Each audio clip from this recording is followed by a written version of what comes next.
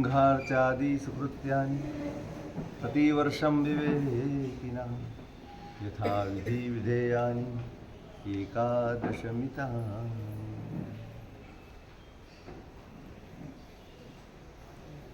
પરમ મંગલમય શ્રી પર્યુષણા પર્વાધિરાજની આરાધનાનો આજે બીજો દિવસ. એક દિવસ પૂરો થઈ ગયો, એક દિવસ વીતી ગયો. દિવસો તો હમણાં વીતી જશે, આખું જીવન વીતી જાય છે તોય ખબર નથી પડતી. તો 8 દિવસ વીતતા કેટલી વાર. સવાલ વીતી જાય એનો નથી, સવાલ વેડફાઈ જાય એનો છે. વીતે એનો અફસોસ નથી, વીતવાનું તો છે જ. સંસારનો અર્થ જ એ છે જે સતત વહેતું રહે એનું નામ સંસાર. જ્યાં કશું જ કાયમ માટે ટકતું નથી એનું નામ સંસાર. સંસારથી સતત ચાલ્યા કરે, કશું પણ સતત ચાલ્યા કરે. આજે તમે જે વસ્તુને, જે વ્યક્તિને, જે પરિસ્થિતિને જોઈને હરખાવો છો, ખુશી મનાવો છો, આ છે એને કાળનો ધીમે ધીમે ધીમે ધીમે કાટ લાગે. કાલનો ઘસારો પહોંચે અને જે વસ્તુ હરખપૂર્વક લેવા ગયા હતા ને 6 મહિના પછી એ વસ્તુમાં આપણને કોઈ રસ રહેતો નથી. આ સ્વભાવ છે સંસાર. એ કશું જ ટકવા દેતું નથી. ન કશું ટકે, ન કશું અટકે, એનું નામ અટક્યા વિના જ્યાં સતત પ્રવાહમાં ચાલ્યા જ કરવાનું હોય, બસ એનું નામ સંસાર. એમાં આ કેટલાક દિવસો જ્ઞાનીઓએ આપણા માટે ગોઠવ્યા છે. કદાચ આપણો જન્મ લેખે લાગી જાય, કદાચ આપણી સમજણ સાર્થક થઈ જાય, એટલા માટેની મહેનત મહાપુરુષો કરે. એક બહુ સરસ સવાલ પૂછવામાં આવ્યો એક ફિલોસોફર, તમારા જીવનના શ્રેષ્ઠ દિવસો કયા? તમને પૂછીએ તો શું કહેશો? હે? પાટપણ, બાળપણ. શા માટે એને શ્રેષ્ઠ કહો છો? કઈ માથે જવાબદારી નહોતી એટલે?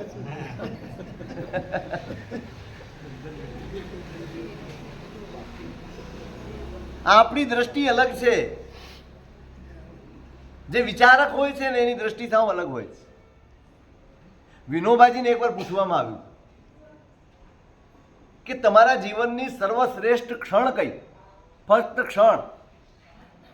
ચલો, દિવસનો જવાબ તો તમે આપ્યો, ક્ષણનો જવાબ આપશો? તમારા જીવનની સર્વશ્રેષ્ઠ ક્ષણ કઈ? જન્મ થયો. આટલે માથે પળિયા આવી જાય એટલી મગજમારી જે જન્મમાં હોય એમાં હરખ આવે. તમે સવાર ઉઠીને દોડવાનું જ મન થતું હોય, સવારથી રાત ટેન્શનમાં જીવાતું હોય, જન્મના વખાણ કરો, એ સર્વશ્રેષ્ઠ ક્ષણ કહેવાય. વિનોબાજીએ બહુ સરસ ઉત્તર આપ્યો, બહુ જ સરસ. જોકે આપણી સમજણ બહારની વાત છે, આ સાધનાનો જવાબ છે. તત્ક્ષણ જવાબ આપવાનો હોય છે, એવું નથી 2 દિવસ પછી તમે વિચારીને જવાબ આપો, ગોઠવીને જવાબ નથી આપવાનો.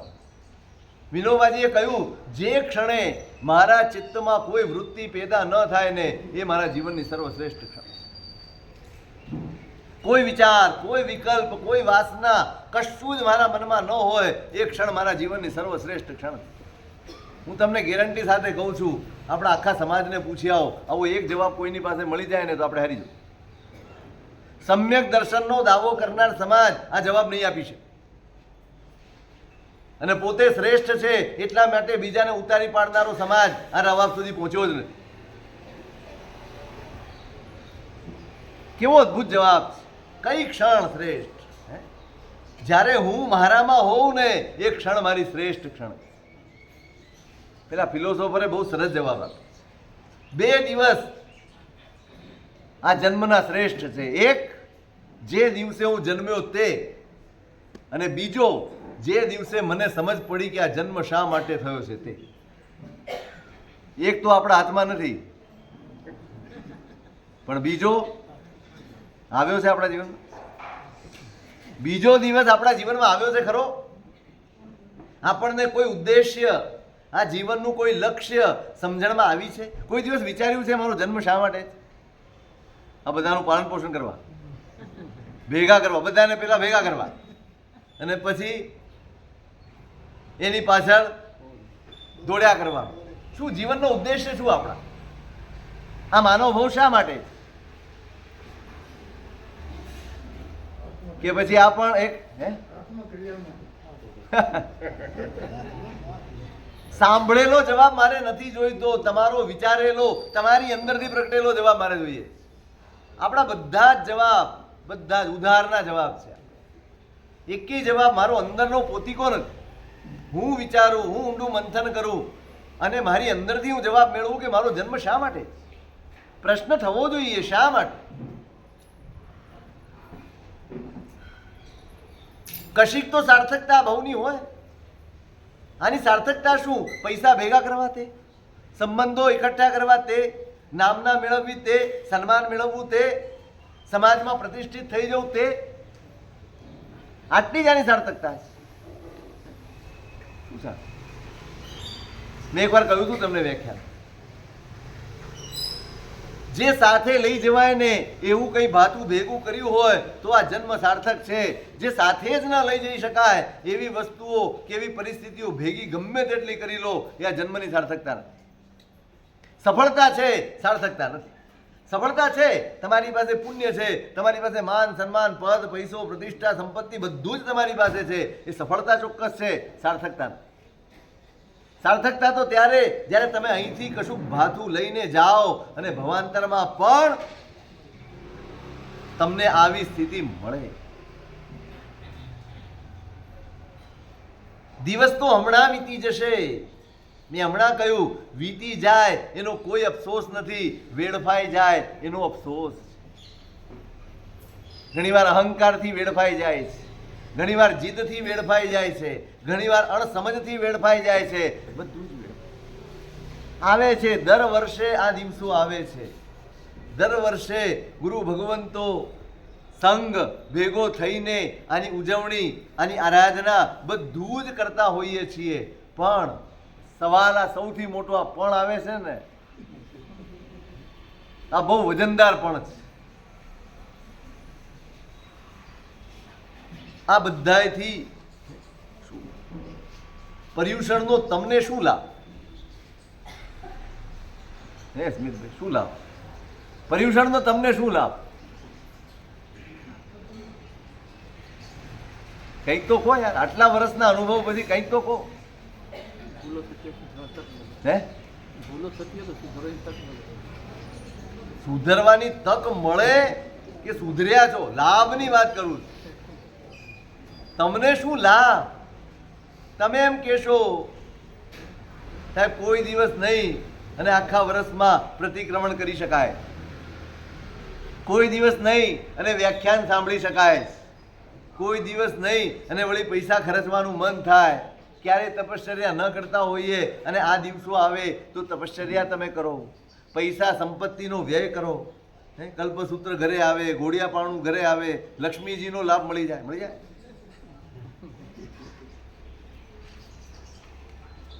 બસ આટલી જ આ પર્યુષણની સાર્થકતા.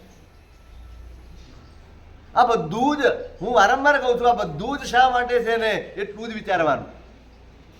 મહત્વનો મુદ્દો એ છે, માત્ર કરવું એ મહત્વનું નથી, શા માટે કરવું ને એ બહુ મહત્વનું. હું એમ નથી કહેતો તમે રોજ ક્રિયાઓ કરજો, નહીં, કદાચ શક્ય નથી. શક્ય હોય તો આપણી ઈચ્છા પણ નથી. પણ આ દિવસો, આ આરાધનાઓ, આ ક્રિયાઓ, આ અનુષ્ઠાનો, આ સમાગમનો અવસર, આ બધું જ ઉજવીને તમારા જીવનમાં કશો નક્કર બદલાવ આવે ને એ જ આની ફળશ્રુતિ. નક્કર બદલાવ આવવો જોઈએ. આપણે છબછબિયાથી સંતુષ્ટ રહી જઈએ છીએ ને એ ખોટું જ. આપણને એમ થાય કે 8 દિવસ 17 પ્રતિક્રમણ થઈ ગયા એટલે આપણે ગંગા નાહ્યા. નહીં, કદાચ તમે આખું વર્ષ પ્રતિક્રમણ નહીં કરી શકો પણ પાપનો ભય જાગ્યો. મારે એટલું જ કહેવું છે, આ પ્રતિક્રમણ કરીને જો તમારા જીવનમાં પાપનો ભય જાગી જાય ને તમારા પર્યુષણ સાર્થક. તમે જો મિચ્છામિ દુક્કડમ આપો અને તમારી અંદર કોઈનું પણ મન દુભાવવાનું કોઈનું પણ હવે મન દુભવીશ નહીં, આટલો સંકલ્પ આવે ને તમારા પર્યુષણ સાર્થક છે. તમે સામાયિક કરો, પર્યુષણ આવે, થાય, મન થાય, વધુમાં વધુ સામાયિકમાં દિવસ જાય તો સારું. અને તમે સામાયિક કરતા હો અને તમારા ચિત્તને ઠારકો વળે, તમારું ચિત્ત શાંત થાય, તમને એમ થાય કે ના, હવેથી હું સમભાવમાં રહેવાનો પ્રયત્ન કરીશ, આટલો પણ તમારા જીવનમાં સંકલ્પ આવે ને તો તમારા પર્યુષણ સાર્થક થાય. નહીં, હવે ક્લેશ ન જોઈએ, હવે કંકાસ ન જોઈએ, હવે નાની નાની વાતે ઝઘડા ન જોઈએ, એકબીજા ઉપર આક્ષેપ ન જોઈએ. મારા પરિવારમાં તો કમસે કમ ક્યાંય એકબીજા પ્રત્યે વૈમનસ્ય, દ્વેષ, દુર્ભાવ, ઊંચી આવાજે વાત, આ બધું નહીં જ હોય. આટલો સંકલ્પ પણ કરો ને તો તમારા પર્યુષણ લેખે. આટલો બદલાવ, કમસે કમ આટલો બદલાવ તો આપણા જીવનમાં આવવો જ જોઈએ, ફરજિયાત છે. બાકી ને વારંવાર કહ્યું છે, છાર પર લીપણું તે જાણો. બાકી આટલી બધી ક્રિયાઓ, આટલી બધી સંપત્તિનો વ્યય, આટલો બધો ખર્ચો, આટલો આડંબર, કોઈ મતલબ રહેતું નથી. જો સ્વભાવ ન બદલાતો હોય, જો ચિત્તમાં શાંતિ ન પેદા થતી હોય, જો એકબીજા પ્રત્યે આંખોમાં મૈત્રી ન ઉભરાતી હોય, કોઈને જોઈને પ્રેમ ન ઉભરાતો હોય, તો તમે પર્યુષણ આરાધ્યા નથી. તમે પર્યુષણ ઉજવ્યા ખરા, આરાધ્યા નથી. ઉજવણી બહુ સહેલી છે, આરાધના બહુ અઘરી છે. ઉજવણી પૈસાથી થઈ શકે, ઉજવણી દેખાવથી થઈ શકે, પણ આરાધના તો સમર્પણથી જ થાય, આરાધના સમજણથી થાય, આરાધના ત્યાગથી થાય. આપણી પાસે પૈસા છે, આપણી પાસે આનંદ પણ છે, ઉજવી શકીએ છીએ, આરાધી શકીએ છીએ. સવાલ આરાધવાનો જ. શું બદલાય? આટલી તપશ્ચર્યાઓ, આશ્ચર્ય થાય, આનંદ પણ થાય અને સાથે દુઃખ પણ. હજારો લાખોની સંખ્યામાં તપશ્ચર્યા થાય. હંમેશા પરિણામનો વિચાર કરવામાં આવે ને, બહુ જ ખરેખર વાંધો નથી, આપણે બાળ જીવ છીએ, માની લીધું. પણ શું આટલા વર્ષોની તપશ્ચર્યા પછી પણ આપણું બાળપણું જાય નહીં? આપણી એવી ચેષ્ટાઓ દૂર ન થાય જેનાથી આપણું તપ ઉજળું થાય? એવી કોઈ પ્રવૃત્તિ, એવો કોઈ સંકલ્પ આપણા જીવનમાં કેમ નથી આવતો? કેમ આપણે આમને આમ બધું માસક ક્ષમણ, મૃત્યુંજય જેને કહ્યો છે, તપનું નામ શું છે? મૃત્યુંજય તપ જેનું નામ આપવામાં આવ્યું, એ માસક ક્ષમણની આરાધના કરનારો કેવો થઈ જાય?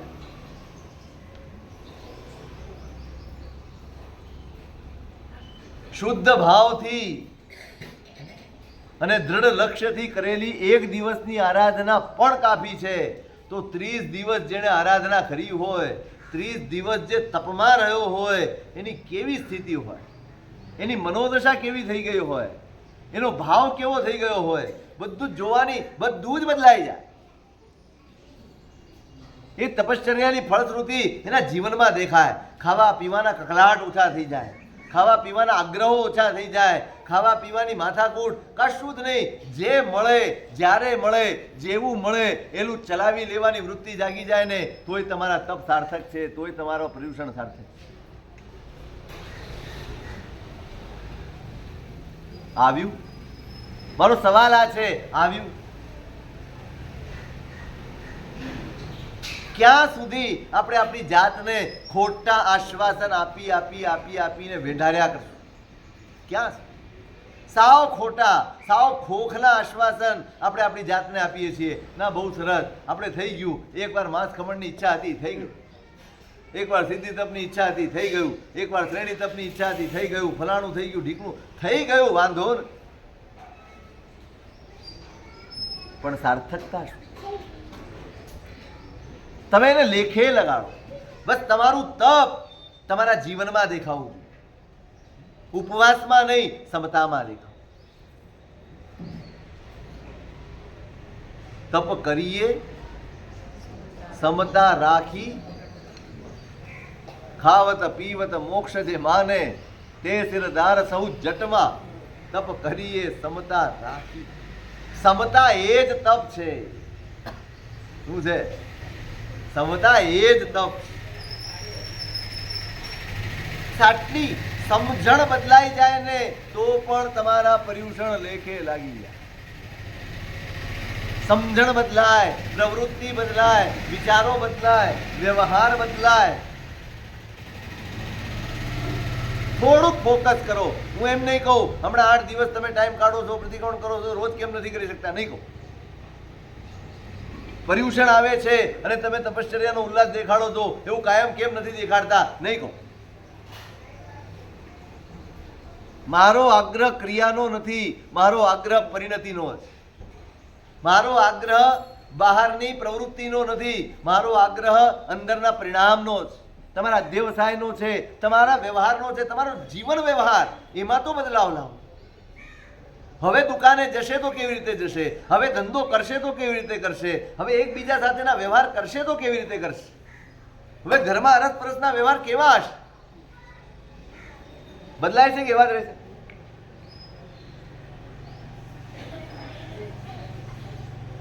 આત્મનિરીક્ષણ મેં કાલે કહ્યું, ઉત્સવ પણ છે, આરાધના પણ છે, આત્મનિરીક્ષણ પણ જોઈએ.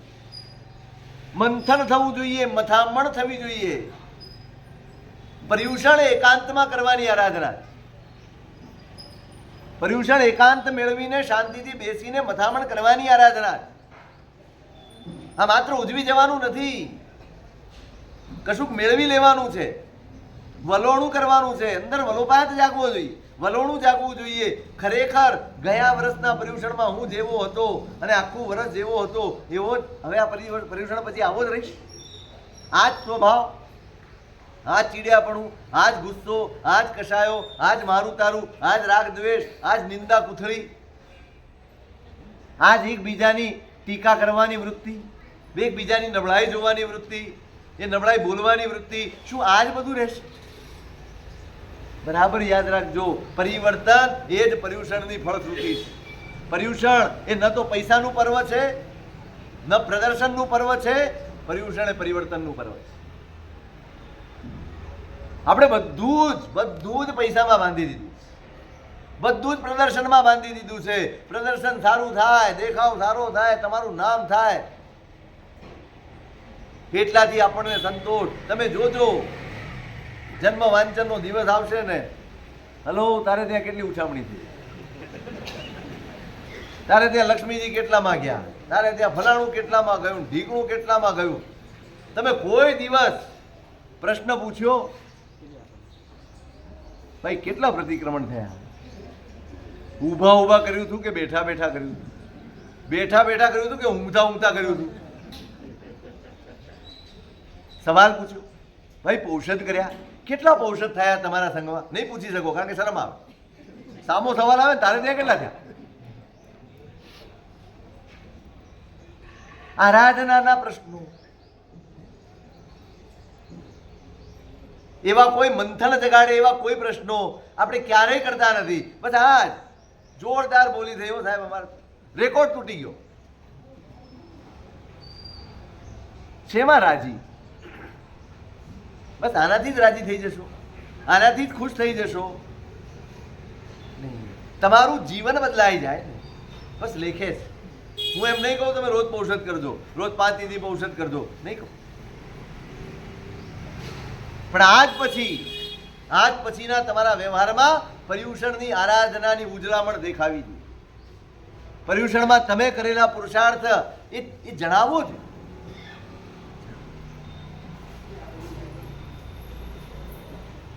તમે નાહીને નીકળો ને,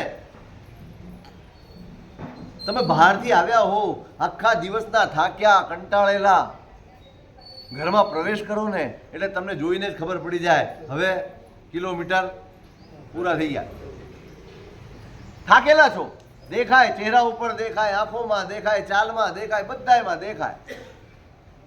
એટલે એમ કે તમે નાહી લો અને પછી નાહીને નીકળો ત્યારે કેવા હો? એવા ને એવા જ. જેવા ઘરમાં આવ્યા હતા એવા બાથરૂમમાંથી નીકળો કેટલા ફ્રેશ હો. આમ હાશકારો થાય, આંખોમાં ચમક આવી જાય, શરીરમાં સ્ફૂર્તિ આવી જાય, મોઢા ઉપર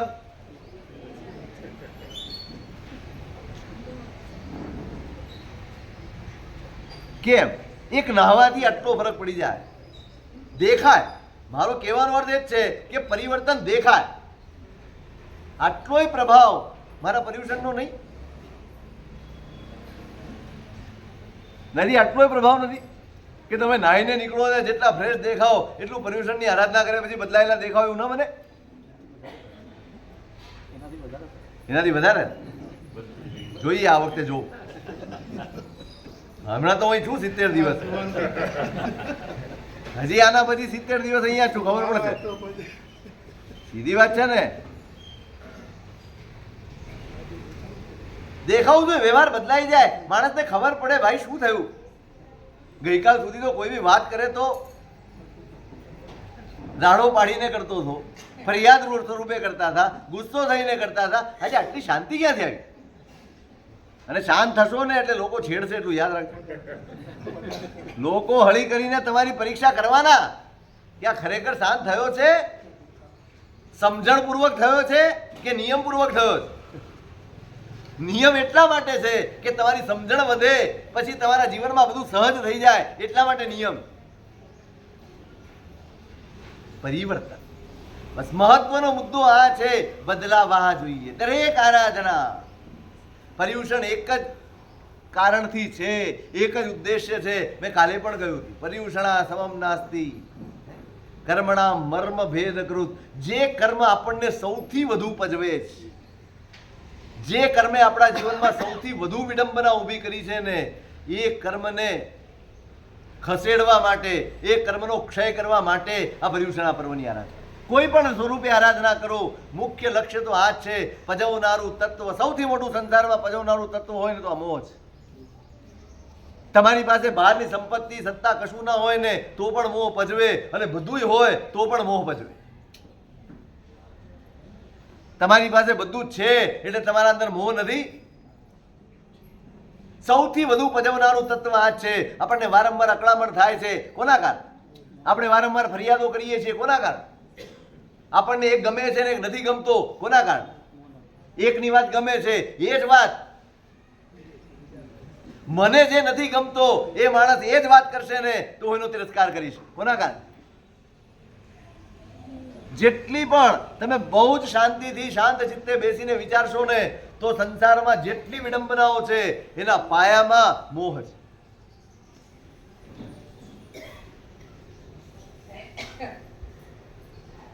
કો દુઃખમ પાવિજ્જા કસ્સવ સુખે વિમ્યો હુજ્જા કોવાન લભિજ્જ મોક્ષમ રાગત દોષા જૈન હુજ્જા. જો મોહ ન હોત તો આ સંસારમાં દુઃખી હોત જ નહીં.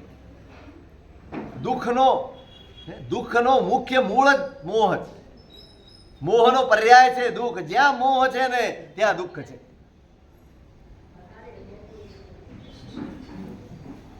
કસ્સવ સુખે મિમ્યો હુજ્જા.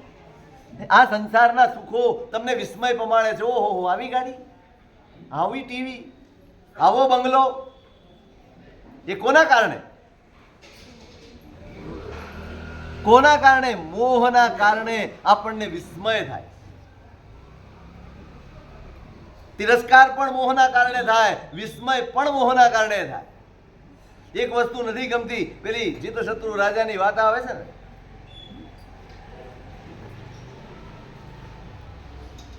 ખાવા માટે બેઠા છે, રાજા બેઠા છે, મંત્રી બેઠા છે, એમના સામંતો બેઠા છે, બધા બેઠા છે. ખાવાનું બહુ સારું બન્યું છે એટલે બધાએ વખાણ કરે, વાહ વાહ વાહ. હવે રાજા વખાણ કરે એટલે બધા કરવા જ પડે ને. તમને ભાવ્યું કે ન ભાવ્યું, પણ રાજાએ કીધું બહુ સારું છે, તમે ના પાડી શકો? પણ મંત્રી છે ને બહુ શાંત છે, સુબુદ્ધિ નામનો મંત્રી છે, શાંત બેઠા, એ કોઈ પ્રતિભાવ નથી આપ.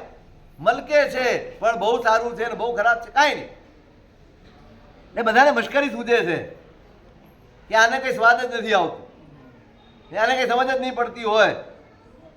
મંત્રી શાંત, એમને ખબર છે આ બધું જ ક્ષણિક છે. એમ આજે ગમ્યું છે તો વખાણ કરશે, અને કાલે નહીં ભાવે ને તો એ થાળી રસોઈ એના માથામાં મારવા. શાક એનું એ જ હશે, પણ જરાક સ્વાદ ભરશે ને એટલે આનું મગજ ભરવાનું. જમી કારવીને રેવાડીએ નીકળ્યા છે, ફરવા નીકળ્યા છે. એને રસ્તામાં એક ગરનાળું આવે, ભયંકર ગંધ મારતું પાણી છે. અને બધાએ નાકે રૂમાલ લગાડીને. મંત્રી સ્વસ્થ છે, મંત્રી નાકે રૂમાળે નથી લગાડતા, મંત્રીના મોઢા ઉપરની એક રેખા બદલાતી નથી. થોડુંક તો નાકનું ટેચકું ચડે, એ પણ નહીં. ત્યાં પણ બધાએ જોયું ત્યાં સારું હતું ને તો એને ગતાગમ નહોતી ને અહીંયા આટલું બધું ખરાબ છે તો આને ખબર પડતી. મંત્રી શાંત, જે વિવેકી છે એ શાંત છે, જે સમજુ છે એ શાંત. બધાએ ખૂબ સારું મળ્યું તો વખાણ કર્યા અને અહીંયા ગંધાતું મળ્યું તો બધા નિંદામાં લાગ્યા. મંત્રીએ મનમાં ગાંઠ વાળી અને એક દિવસ રાજા સહિત સામંત વગેરે બધા જ પરિવારોને જમવા માટે આમંત્રણ આપ્યું. ઘરે બધા મંત્રીનું આમંત્રણ છે, બધા આવ્યા. બધી જ વાનગીઓ પીરસાઈ છે, હરખભેર બધા જમે છે, મોઢામાં આંગળા ઘાલી જાય એવું સરસ બનાવ્યું છે. એમાં પાણી પીતા પીતા તો ઓહો, આ તો ક્યાંનું પાણી છે, ગંગાનું પાણી છે કે ક્યાંનું પાણી. એટલા બધા વખાણ, બધું જમી પરવાર્યા. પછી કીધું બધી વાત સાચી યાર, રસોઈ તો બરાબર છે, એમાં તો કાંઈ કહેવાપણું છે જ નહીં, પણ આવું પાણી તો અમારા રાજમહેલમાં પણ નથી. રાજા આ લાયો ક્યાં? સાહેબ એ જ ગરનાળાનું પાણી, જે ગરનાળાની પાસેથી નીકળીને તમે બધા રૂમાલ ભરતા હતા ને એ જ ગરનાળાનું આ પાણી. મશ્કરી કરો છો? મશ્કરી નથી કરતો મહારાજ, આ વાસ્તવિકતા છે. પણ આ બને કેવી રીતે સાહેબ? પ્રક્રિયા થાય, પ્રોસેસ થાય તો સારામાંથી નરસું થાય, અને પ્રોસેસ થાય તો નરસામાંથી. તમે ગુલાબજાંબુ ખાવ છો ને, શું પ્રોસેસ થાય?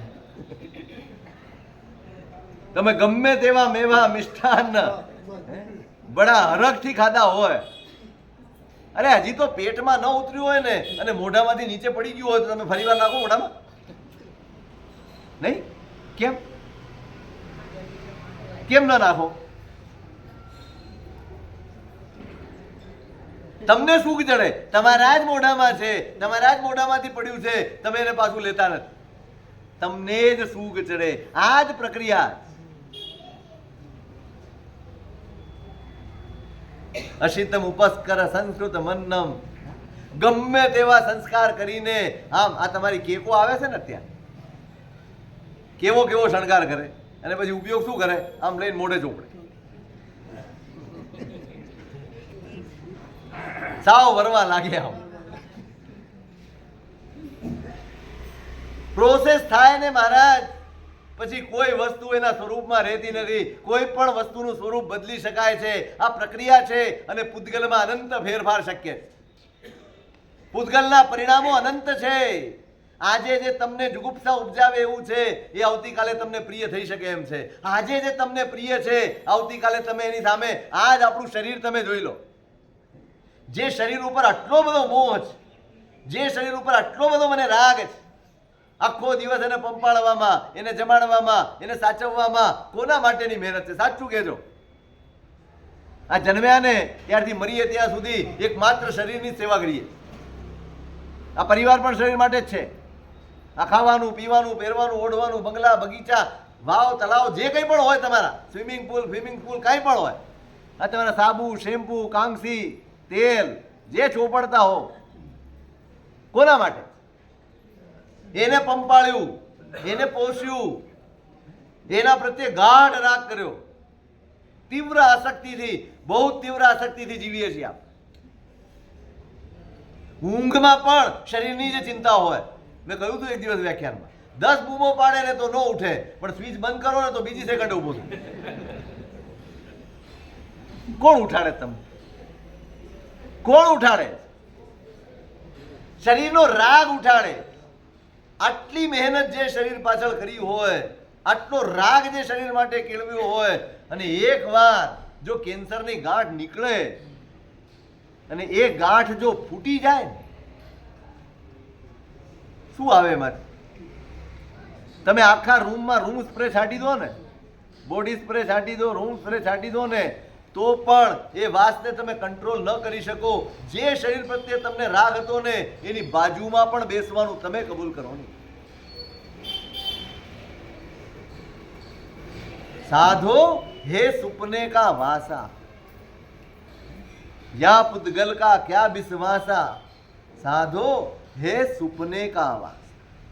આ સ્વપ્નું છે ભાઈ, આપણને ભ્રમ છે, આપણું અજ્ઞાન છે જે આમાં રાગ કરાવે છે, આપણો મોહ છે જે આમાં રાગ કરાવે છે. આવતીકાલે જે વણસી જવાનું, આવતીકાલે મુઠ્ઠી રાખમાં જે ફેરવાઈ જવાનું છે, એનો અર્થ એ નથી કે તમે શરીરની ઉપેક્ષા કરો, તમે શરીરનો રાગ ન કરો. આટલું જ જ્ઞાનીઓ કહે છે. એ ક્યાંય એમ નથી કહેતા કે ના આને ઘાસ ખવડાવજો, નહીં. રાગ ના કરશો નહીતર દુઃખી થશો. દુઃખ કોણ આપે? તમને દુઃખ કર્મો નથી આપતા, તમને દુઃખ તમારું અજ્ઞાન આપે, તમને દુઃખ તમારો મોહ આપે.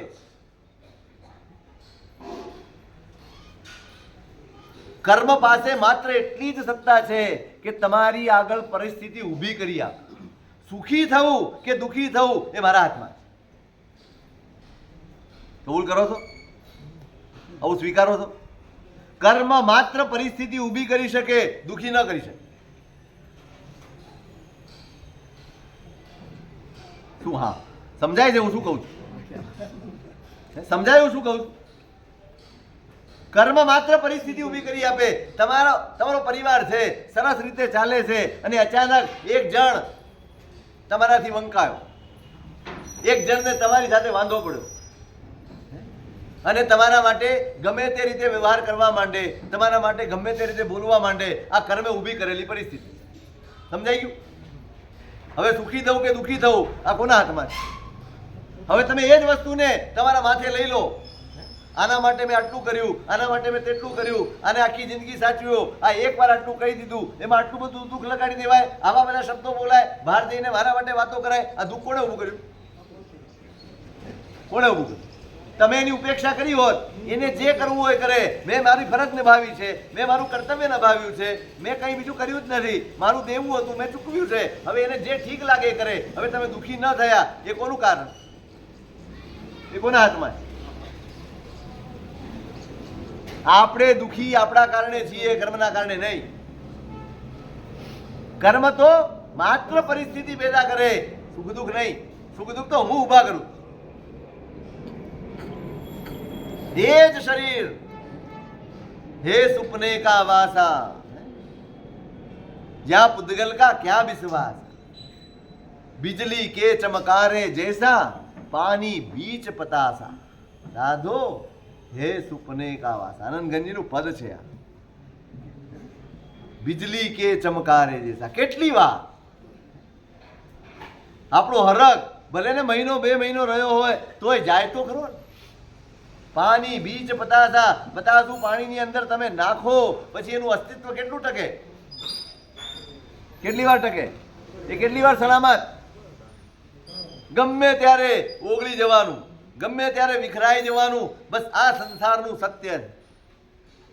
જે શરીર પ્રત્યે આટલો રાગ હતો આજે એની પાસે જવા કોઈ તૈયાર નથી. એના માટે માણસો રાખવામાં આવે, એના માટે નર્સો રાખવામાં આવે, એના માટે મજૂરો રાખવામાં આવે. કેમ ભાઈ તમે ન કર્યું? આખું વર્ષ તો મારું મારું કરતા હતા, આખી જિંદગી તો મારું મારું કરતા હતા. આ તો મારું છે, ના તો મારી છે, ના તો મારો છે, એ કરતા હતા. હવે ક્યાં ગયું મારાપણું? હવે રાગ ક્યાં ગયો? એ પ્રેમ ક્યાં ગયો? એ મોહ ક્યાં ગયો?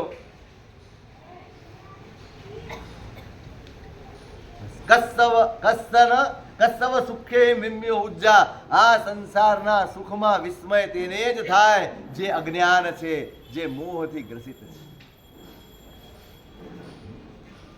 શેનો મોહ થાય? આજે જે સારું દેખાય છે આવતીકાલે વણસી જશે. આજે જે તમને દુશ્મન દેખાય છે, આજે જેના પ્રત્યે તમને નફરત છે, બને એવું આવતીકાલે તમને એની જરૂર પડી જાય, કેવો વ્યવહાર કરશો?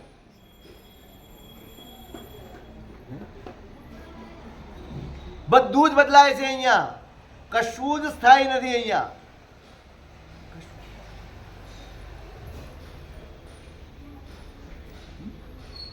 કશું જ ટકતું નથી અહીંયા. કોઈ પરિસ્થિતિ, કોઈ વિચાર, કોઈ વિકલ્પ, મને એમ કહો, તમે નાનપણથી અત્યાર સુધી એક જ વિચારમાં જીવ્યા છો? નાનપણથી અત્યાર સુધી એક જ પરિસ્થિતિ તમને ગમી છે કે સતત બદલાય? સતત બધું બદલાયા કરે. આ મોહ જે છે ને,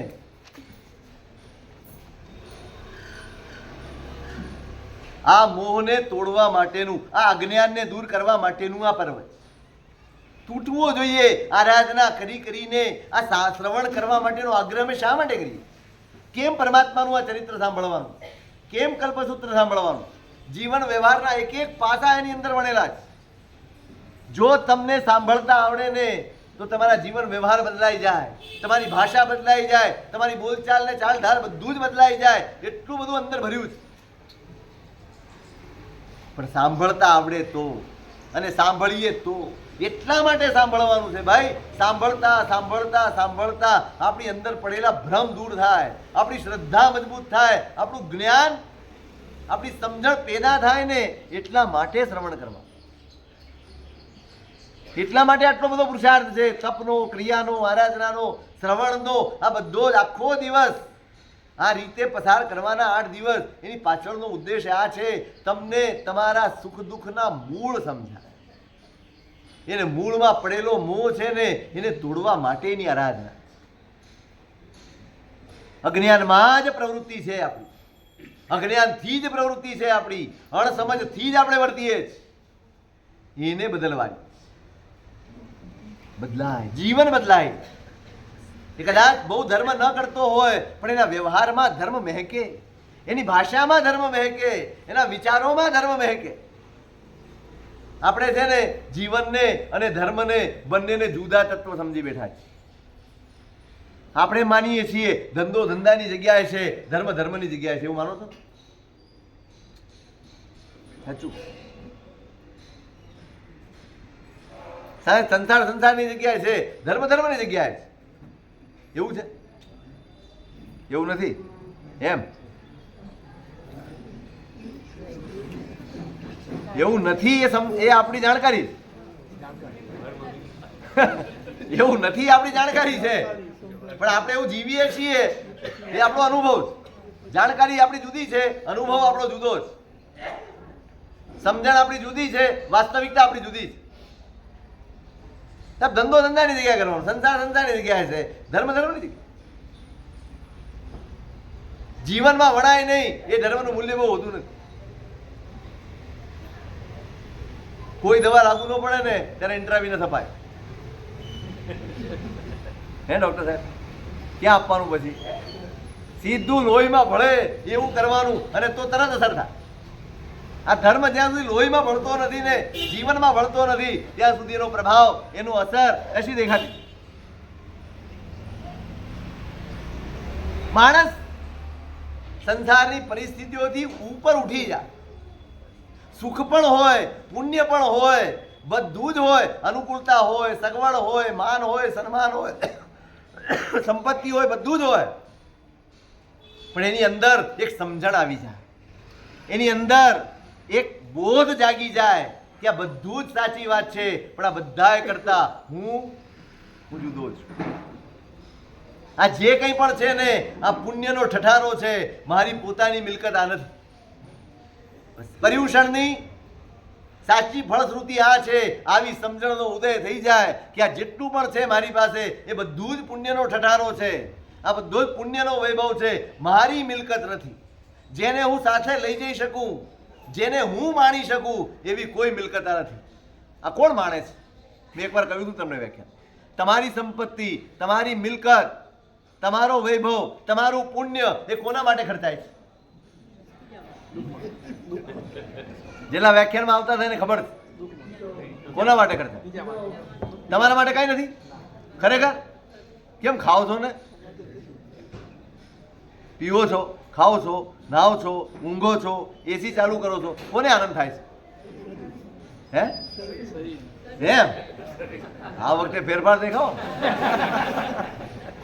આ વખતે નક્કી અમારી સંખ્યા વધવાની.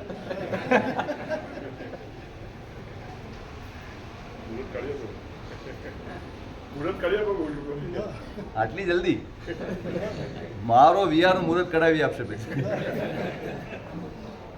કોણ કોના માટે વિચારજો, તમે બહુ જ વિવેકપૂર્વક વિચારજો. જેટલું પુણ્ય છે, પુણ્ય થકી જે કાંઈ પણ મળ્યું છે બધું જ બીજા ભોગવે. તમને ભોગમાં આવે, તમારા ઉપયોગમાં આવે એવું કશું જ તમારી પાસે નથી. શરીર એ કોનું છે ભાઈ? ભલે હું મારું કહેતો હોઉં પણ એ મારું છે. સમજણ કેળવવાની છે. શાસન ધર્મ એનો પર્યાય છે સમજણ. સમજણ આવી ગઈ ને તમે કોઈ પરિસ્થિતિ તમને બાંધી નહીં શકે, કોઈ પરિસ્થિતિ તમને દુખી નહીં કરી શકે. બસ આ સમજણ કેળવવા માટેની આ બધી જ મહેનત, આ સમજણ આપણી અંદર પેદા થાય ને એના માટે જ આ બધો ઉપક્રમ છે. આટલા બધા આયોજનો, આટલી બધી ક્રિયા, આ બધું શા માટે? આ પૈસા ખર્ચવાનું મેં કહ્યું તું, ફરી વાર કહું, ઘણા તો નથી આવતા એટલે આજે ફરી થામ. શા માટે પૈસા ખર્ચવાના? શા માટે? ઉછામણી સ્વરૂપે ખર્ચો કે લખાવા સ્વરૂપે ખર્ચો, કોઈ પણ સ્વરૂપે તમે પૈસા ખર્ચો. શા માટે ખર્ચો? શા માટે? જ્ઞાનીઓના ઉદ્દેશ્ય જુદા છે, આપણી ઈચ્છાઓ જુદી. જ્ઞાનીઓએ આપેલા લક્ષ્ય જુદા છે, આપણે બાંધેલા લક્ષ્યના ઉદ્દેશ્ય જુદા. આપણે પણ કંઈ પણ કરીએ ને એમાં આપણને સંસાર જ દેખાય. કંઈ પણ કરીએ એમાં આપણો સંસાર ઉજળો થાય, એની જ ભાવનાઓ અંદર આગળ આવી જાય. આપણે પુણ્ય કમાયા એ બીજા માટે, આપણે ધર્મ કરીએ એ બીજા માટે. આપણા માટે શું? આપણા માટે શું? આ જે કર્તવ્યોની વાતો છે ને આ એ જ છે ભાઈ. આખી જિંદગી બધા જ માટે કરે છે. આ કર્તવ્યો એ તારા પોતાની આરાધના છે, તારી પોતાની મૂડી છે, તારો પોતાની સંપત્તિ છે, તારો પોતાનો વૈભવ છે. મારા માટે કરવાનું છે. મારા અંદર જે વૃત્તિઓ પડી છે, લોભની, આસક્તિની, મોહની, ભેગું કરી લેવાની, પરિગ્રહની સંજ્ઞા, એને તોડવાની વાત આજ બહુ માજા મૂકી છે. બરાબર યાદ રાખજો, જ્યારથી પૈસો આપણા સમાજમાં મુખ્ય થયો છે ત્યારથી આ પરિગ્રહની સંજ્ઞાએ માજા મૂકી દીધી. શું તમે ને શું અમે, કોઈ બાકી નથી. બધા કરોડપતિ થઈ ગયા છે, તમે પણ ને અમે પણ. ના, બહુ કડવું લાગશે પણ આ વાસ્તવિકતા. પરિગ્રહની સંજ્ઞા એટલી ભયંકર રીતે વધી છે. કોઈ ન્યાય, કોઈ નીતિ, કોઈ ધર્મ, કોઈ નિયમો, કોઈ ભગવાનની આજ્ઞા, કશું જ આપણને અડતું નથી ને આવડતું નથી. કોઈ પણ રસ્તે આવક થવી જોઈએ. ક્યાંય એક સંઘ તો બતાડો, એક સંસ્થા તો એવી બતાડો જ્યાં એવો નિયમ હોય એક નંબરની રકમ સિવાય કશું સ્વીકારવામાં નહીં આવે.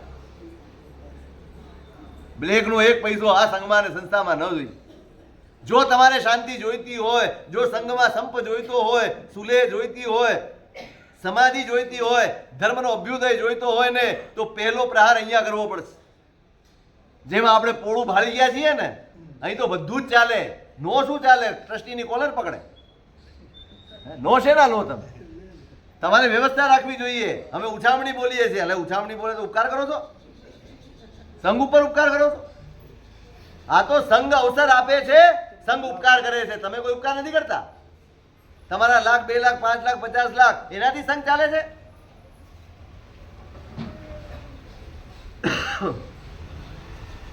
થોડાક કઠોર થવાની જરૂર છે, નહીતર માજા મુકાઈ ગઈ. કોઈ મર્યાદા રહી નથી, કોઈ વિવેક રહ્યો નથી, કોઈ ભય રહ્યો નથી. પાપનો ભય જ નથી. રામકૃષ્ણ પરમહંસ માટે એમ કહેવાય, કોઈ કે પૈસા એમની ગાદી નીચે મૂકી દીધા ને તો આખા શરીરમાં બળતરા ઉપડી. આખા શરીરમાં દાવ ઉપડ્યો. એને થયું કે થયું શું? પછી ગાદલું ઊંચું કરીને જોયું તો અંદરથી સિક્કો નીકળ્યો. ભાઈ આ શું કરો? આપણા માટે તો મિથ્યાત્વી છે ને. શું? હા, ટેવ કેવી પડી ગઈ, તરત હા પાડી દે. લાવ મારી ગાદી નીચે 1 રૂપિયો મૂકો, મને બળતરા થાય? હરખ થાય, બળતરા નો થાય. ઉલટાનું જો 1500 જ મૂકી ગયો.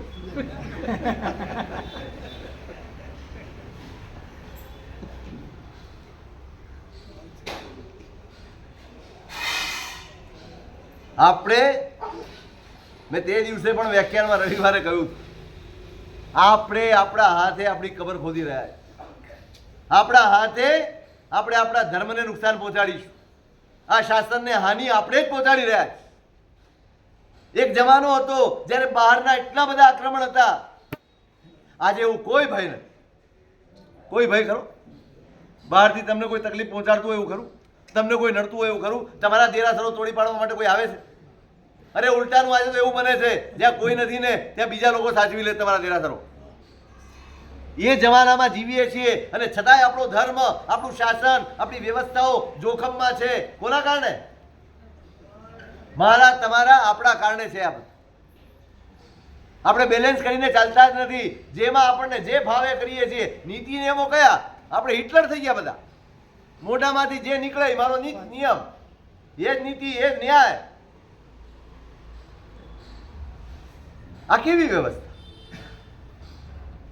કેમ શ્રાવક અહીંયા એટલો સજ્જ ન હોય? નહીં, અહીંયા 1 નંબર સિવાયના કોઈ પૈસા ભરવાના નથી, ભરાવાના.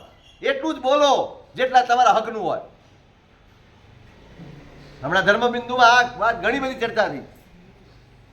તમારા હકનું કયું? તમારા હકનું કયું? જેટલું તમારા પુણ્યથી તમને મળ્યું હોય એ તમારું પ્રપંચથી ખોટું કરીને ખોટા રસ્તે જે કાંઈ મેળવ્યું હોય ને એના ઉપર આપણો હક નથી. અને એનાથી ધર્માદો કરો ને એ તમારો ધર્મ જ નથી. ક્યાંથી ધર્મ થયો? કોકના પૈસા દિવાળી, કોઈકના પૈસા દિવાળી. મારા હકનું, મારા પુણ્યના 2 રૂપિયા હશે તો 2 રૂપિયા ખર્ચી. અળહકનું નહીં જોઈએ, જોઈએ જ નહીં આ જીવનમાં. આટલો જ ધર્મ કરો. નહીં કરો આખી જીવન પ્રતિક્રમણ તો હું ચલાવી લઈશ, કહી દઈશ કે ચાલશે, ભલે મને પાપ લાગે. નહીં કરો કોઈ તપશ્ચર્યા, ચાલશે. આ એક તપ કરી બતાડો કે જીવનમાં ન્યાય લઈ આવો. અનીતિ છોડો. તમારામાંથી છૂટશે ને આ તમારા પૈસા અમારી પાસે આવે છે, અમે બગડી જઈએ. તમારા પૈસા સંસ્થામાં આવે છે, સંઘમાં આવે છે, મકાનોમાં આવે છે, બધાની બુદ્ધિ બગડે. આપણે એમ કહીએ છીએ, સામાન્ય વ્યવહારમાં પણ તમે કહો છો અનીતિનો 1 પૈસો આવે તો આટલો ધર્મ હોવા છતાં, આટલા વ્યાખ્યાનો સાંભળવા છતાં, આટલી તપશ્ચર્યાઓને ક્રિયાઓ કરવા છતાં આપણા ઘરોમાં પણ શાંતિ નથી, આપણા ઘરોમાં પણ સંપ નથી, આપણા ઘરોમાં પણ અરસપરસ ક્લેશ છે. શાને માટે? કયું કારણ? તમે પુણ્ય શ્રાવકનો દાખલો કાયમ સાંભળો છો. સામાયિક કરવા બેઠા રોજ તો કરેમી બનતે ઉતરે ને, દેશને ઠાવ એટલો આદેશ બોલાય એ સાથે જ પોતાની અંદર લીન થઈ જાય, આખી દુનિયા સાથેનું કનેક્શન કપાઈ જાય, કશી જ ખબર ન હોય, આત્મ સાધનામાં લીન થઈ જાય એ 2 ઘડી, ત્યારે સામાયિક વખણાય છે. અને આજે સામાયિક લીધું છે ને ચિત્ત ચેન નથી પડતું. વિકલ્પો જ વિકલ્પો, વિકલ્પો જ વિકલ્પો મનમાં આવ્યા કરે છે. શાંત ચિત્ત નથી. કેમ? મંથન જાગ્યું. આજે મન કેમ ન લાગે? આજે આટલી બધી ઉથલ પાથલ મારા મનની અંદર શા માટે? આટલા બધા સંકલ્પ વિકલ્પો કેમ આવે છે? રોજ તો કરેમી ભંતેનો પાઠ થાય એ સાથે જ બધા જ વિકલ્પો ઉડી જાય અને માત્ર આત્માની દ્રષ્ટિ રહી જાય, આત્માનો વિચાર રહી જાય. અને આજે આ કેમ? મંથન જાગ્યું. પોતાના આખા દિવસનો સ્વાધ્યાય કરી ગયા. સવારથી ઉઠીને અત્યાર સુધીમાં મેં શું શું વ્યવહાર કર્યા, શું શું વાતચીત કરી, શું શું ચિંતન કર્યું, એ બધાયનું નિરીક્ષણ કરી ગયા. ક્યાં ભૂલ કરી છે મેં ક્યાં ભૂલ કરી? કશું જ જડતું નથી. કોઈની સાથે ઊંચા અવાજે નથી બોલાયું, કોઈ નબળો શબ્દ બોલાયો નથી, કોઈ નબળો વિચાર કર્યો નથી, કોઈ લોભની વૃત્તિ નથી જાગી, કશું જ થયું નથી આખા દિવસમાં. પણ આજે ગરબડ કંઈક છે, કંઈક સામાયિકમાં જ શ્રાવિકાને પૂછ્યું છે આજે શું છે? આજે મારું મન નથી લાગતું. શ્રાવિકા કહે છે હું તો કાંઈ નથી. તમે જુઓ ઘરમાં કંઈક એવું બન્યું છે આજે? તમે વિચારો આજે કંઈક બન્યું છે? તમે તમારું સવારથી નિરીક્ષણ કરો. સવારથી અત્યાર સુધીમાં કંઈક એવું બન્યું છે કે જે આ ડિસ્ટર્બન્સ ઊભું કરે છે, જે આ વિક્ષેપ ઊભો કરે છે? શ્રાવિકાએ પણ પોતાના આખા દિવસની ચર્યાનું નિરીક્ષણ કર્યું, શું બન્યું. ત્યાં અચાનક યાદ આવ્યું, સડક ઉપર પડેલું છાણું. શું ક્યાં પડેલું? કોઈકની ટોપલીમાંથી નથી લીધું, કોઈક લઈ, અને કોઈ બી પડી જાય ને તો એવું છાણું કોઈ ઉપાડે નહીં. પડી ગયું તો કઈ વાંધો નહીં, આટલો નાનો ટુકડો પડ્યો તો કોઈ ટોપલું મૂકીને લેવાનો ઉભો ચાલ્યો જાય, એને કઈ એવું ના હોય. એટલે કોઈની અધિકારની વસ્તુ પણ નથી. આમ જોવા જાવ, એ છાણું હું ઘરમાં લઈ આવી. હા, હવે બરાબર. એ પડી ગયું કે ગમે તે થયું, મારો હક ખરો, મારો અધિકાર ખરો, પાછું મૂકો. એ છાણું પાછું મૂકી આવો, જ્યાંથી લીધેલું ત્યાં પાછું મૂકી આવો. એ છાણું ઘરમાંથી બહાર ગયું, એ બીજી જ સેકન્ડે પાછા પોતાની સાધનામાં લીન થઈ ગયા. તમને લાગે છે આપણી એક પણ આરાધનામાં, આપણા એક પણ ક્રિયા ધર્મમાં આપણું મન ક્યારેય ચોંટતું નથી, ક્યારેય સ્થિર હોતું નથી, ક્યારેય એકાગ્ર થતું નથી? એની પાછળ આવા કોઈ કારણ નહીં હોય? જો આટલું એક છાણું જે ખરેખર ચોરીનું નથી, અને છતાંય જો એ મનમાં વિક્ષેપ ઊભો કરી શકતો હોય, તો આપણી પાસે તો કેટલું અનીતિનું છે, કેટલું ખોટા રસ્તે આવેલું છે, કેટલું અણહકનું છે. અને બધું હોવા છતાં આપણે ભગવાન પાસે એમ કહીએ મારું મન સ્થિર થઈ જાય. ભગવાનને છેતરવાના, જાતને છેતરવાની.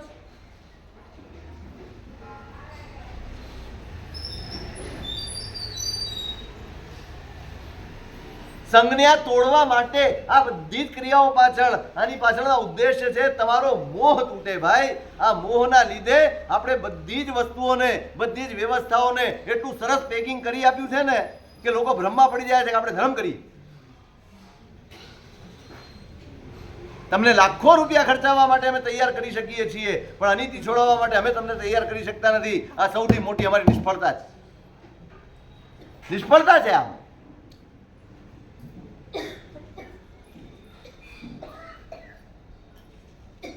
આટલું તો સમજાવવું જોઈએ ને. પર્યુષણની આટલી ફળશ્રુતિ તો હોય ને. આટલા રૂપિયા ખર્ચીએ છીએ, કમસે કમ મારા જીવનમાંથી અનીતિ તો જવી જોઈએ. કેટલી ઈચ્છાઓ, કેટલી આવશ્યકતાઓ. સાચું કહો પ્રામાણિકપણે, આવશ્યકતા કેટલી આપી?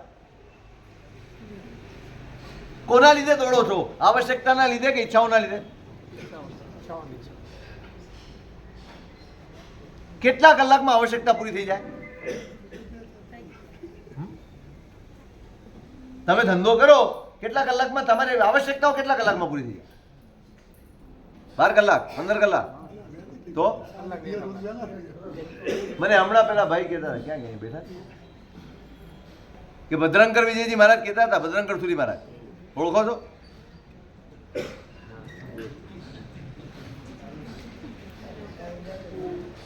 આપણે પુણ્યને ઓળખીએ છીએ, આરાધનાને ઓળખતા જ. જ્યાં ગાડીઓ ઊભી રહે ને એને જ ઓળખો છો.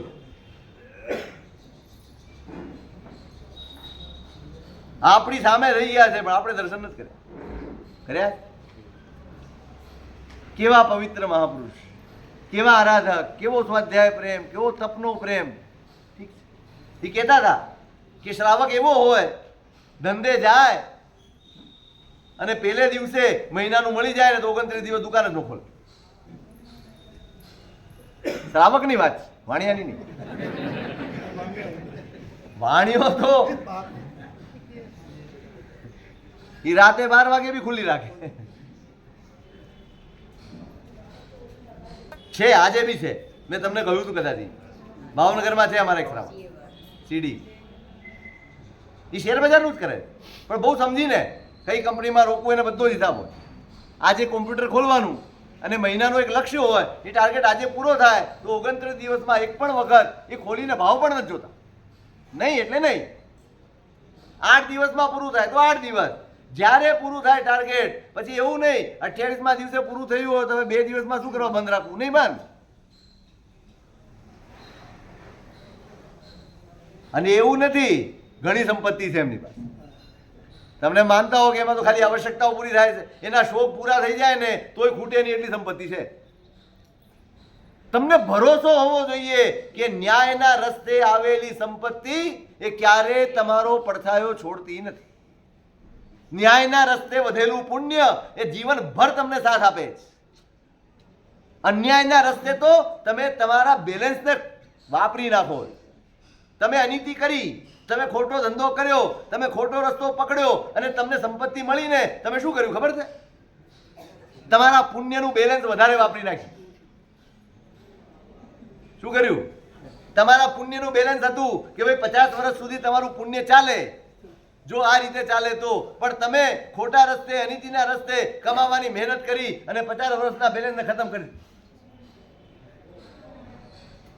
આટલું તો લાવો, પર્યુષણની આટલી તો ફળશ્રુતિ આપો.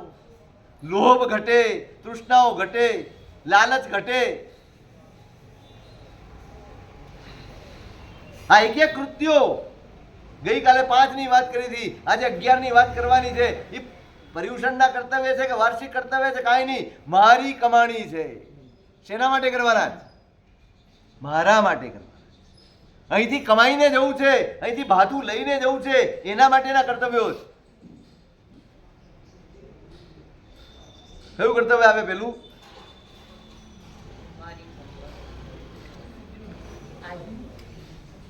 બોલો ને ભાઈ. હે? સંઘ પૂજા. શેની પૂજા? સંઘ. તિથૈરાણંતરો સંઘો. આ એક શબ્દ બરાબર ગોખી રાખ. સંઘ, એનો મહિમા, એનું ગૌરવ, એનું સન્માન કેટલું? નેક્સ્ટ ટુ તીર્થંકર. તીર્થંકર પછી બીજો કોઈ નંબર આવે તો શ્રી સંઘ. ફરીવાર તે દિવસે પણ કહ્યું હતું, ફરી કહું છું, કયો સંઘ? પ્રભુએ સ્થાપેલો ચતુર્વિધ શ્રી સંઘ. શાંતિવન સંઘ નહીં, લક્ષ્મીવર્ધક સંઘ નહીં, વિતરાગનો સંઘ. આ બધી જ વ્યવસ્થાઓ છે, સંઘ નહીં. સંઘ તો હિન્દુસ્તાનનો એક જ હોય અને મારા પ્રભુએ સ્થાપેલો એ સંઘ. એ સંઘની પૂજા, એ સંઘનું બહુમાન, જે સંઘની સ્થાપના તીર્થંકર પોતે કરે, એ સંઘને વંદન કરીને સમોસરણમાં બેસ. નમો તીર્થસ્થ કહીને પછી પ્રભુ દેશના શરૂ કરે, પછી સિંહાસન ઉપર આરૂઢ થાય અને પછી દેશનાનો પ્રારંભ થાય. કોને વંદન કરે? જેની સ્થાપના પોતે કરી છે ને એને જ વંદન પોતે કરે. ભાઈ, આધાર સંઘ શું છે? આરાધનાનો આધાર છે, આપણા અધ્યવસાયોનો આધાર છે, આપણા શુભ પરિણામોનો આધાર છે, આપણા સત્કાર્યોનો આધાર છે. કોણ? આ સંઘ છે. સંઘ છે તો મને સત્કાર્ય કરવાનો અવસર મળે છે, મારી સંપત્તિનો સદવ્યય કરવાનું સ્થાન મળે છે, નિમિત્તો મળે છે. સંઘ છે તો જ. સંઘ છે તો ક્યારેક પરિણામ નબળા પડ્યા હોય તો સાથે ઊભા કરે એવા મારી પાસે કલ્યાણ મિત્રો ક્યાં હોય? સંઘ એટલા માટે છે ભાઈ, સંઘ એટલા માટે છે. પ્રભુએ સંઘની સ્થાપના કેમ કરી? પેલા 9 લોકાંતિક દેવો આવશે કલ્પસૂત્રમાં, સાંભળશો તો સંભળાશે. હા, એમાં 9 લોકાંતિક દેવો વિનંતી કરવા આવે, સાહેબ સમય થઈ ગયો છે. ભગવાનને ખબર છે કે હવે આપણો સમય પતી ગયો છે, આપણે નીકળવાનું જ.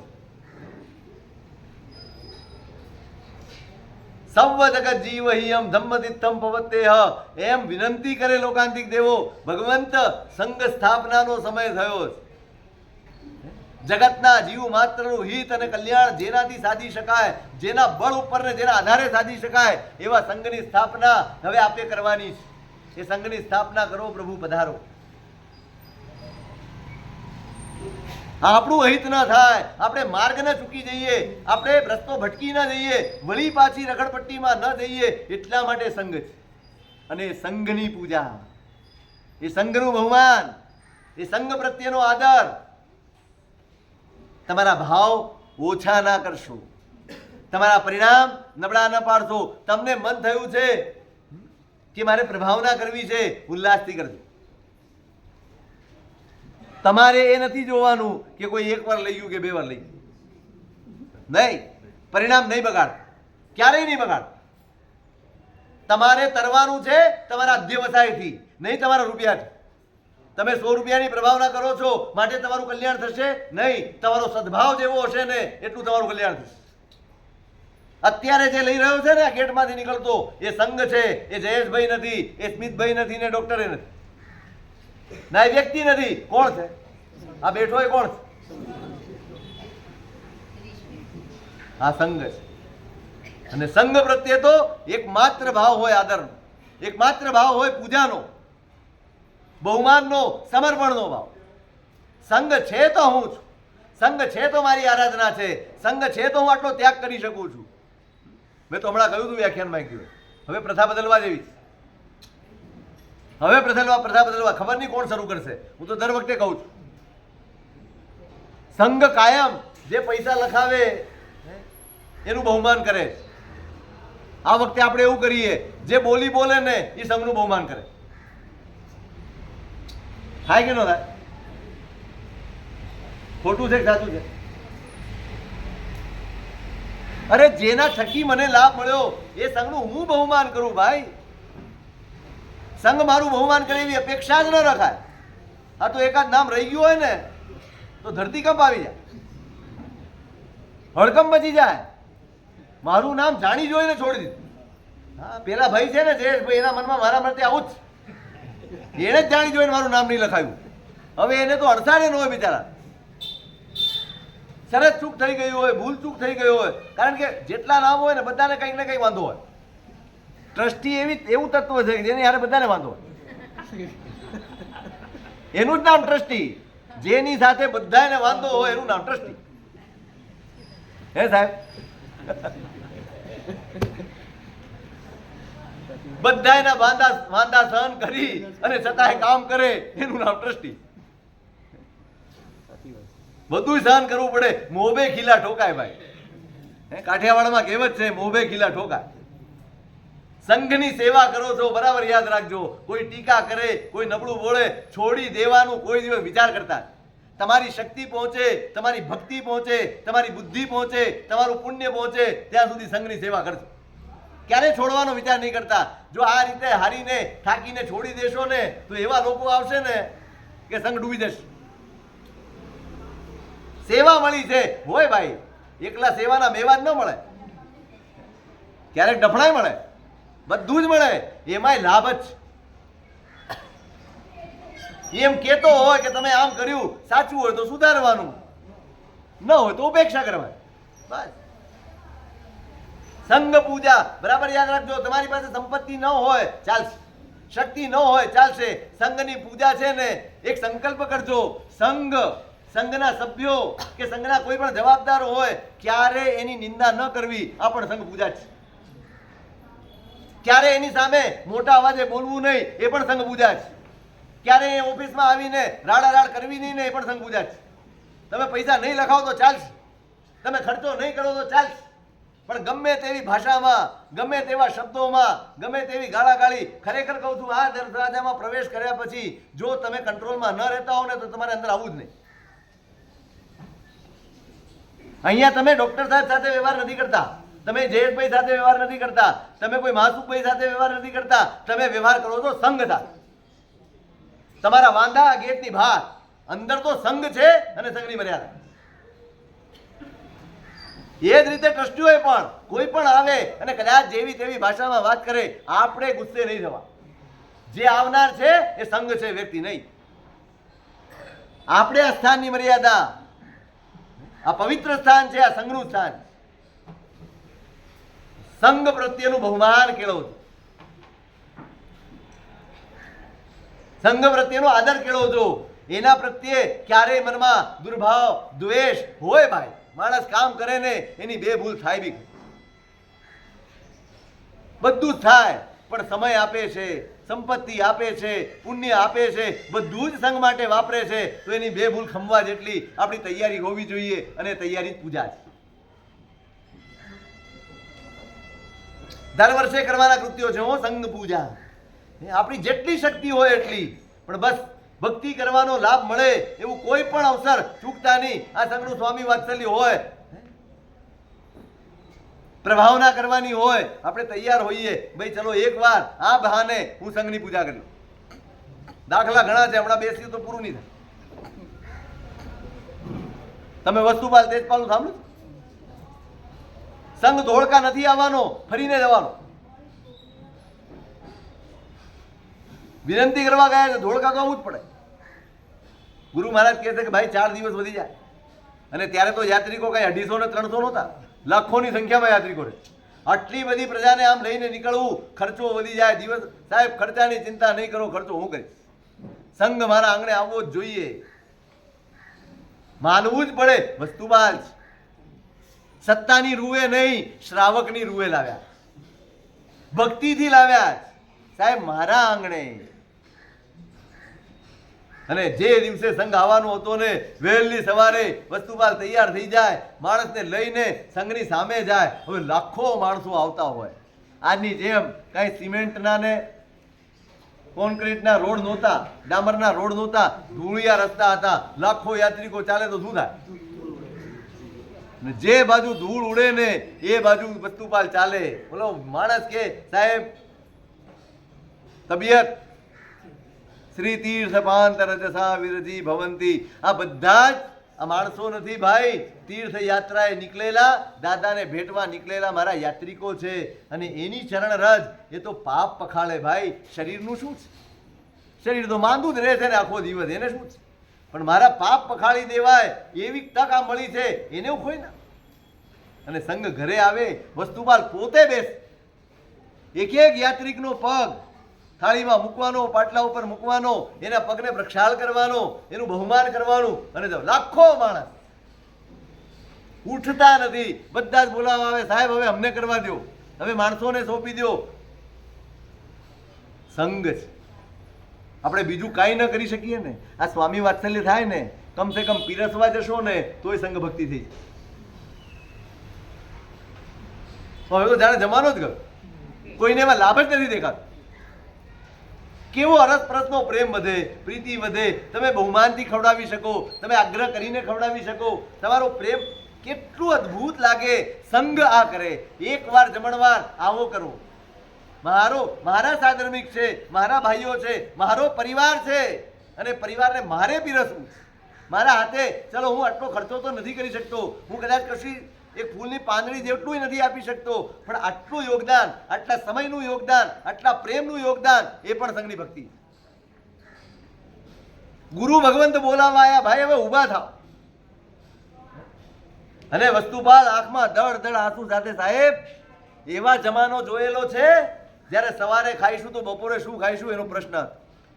અને એ જમાનામાં મારા મા બાપ હંમેશા એમ કહેતા હતા કે દીકરા જીવનમાં જો ક્યારેક સરખાઈ આવે, જો તારી શક્તિ પહોંચે ને તો એક દિવસ ઘરે સંઘના પગલા કરાવજે અને સંઘની પૂજા કરજે. અને આજે અદ્ય મેં ફલવતી પિતુરાશા માતુરાશિષા ચ શિખામ કુરિતા અદ્ય. આજે મારા મા અને બાપ એના બંનેના આશીર્વાદ પડ્યા છે સાહેબ, આજે મને રોકતા છે. આ સંઘ અને આ સંઘના પગ પખાળીને મારા કર્મને ખપાવવા દો સાહેબ, મને ઊભો ના કર. આ બહુમાન છે સંઘ. બીજું કર્તવ્ય છે સાધર્મિક વાત્સલ્ય. હવે જરાક સંઘનું થોડું કામ 5 કલાક લઈ લઈએ. તમે કામ કરી લો, હું પાણી વાપરું, બેયના કામ થઈ જાય. પછી આપણે બાકીના કર્તવ્યની વાત કરીએ. થોડા બધા આગળ આવી જાઓ.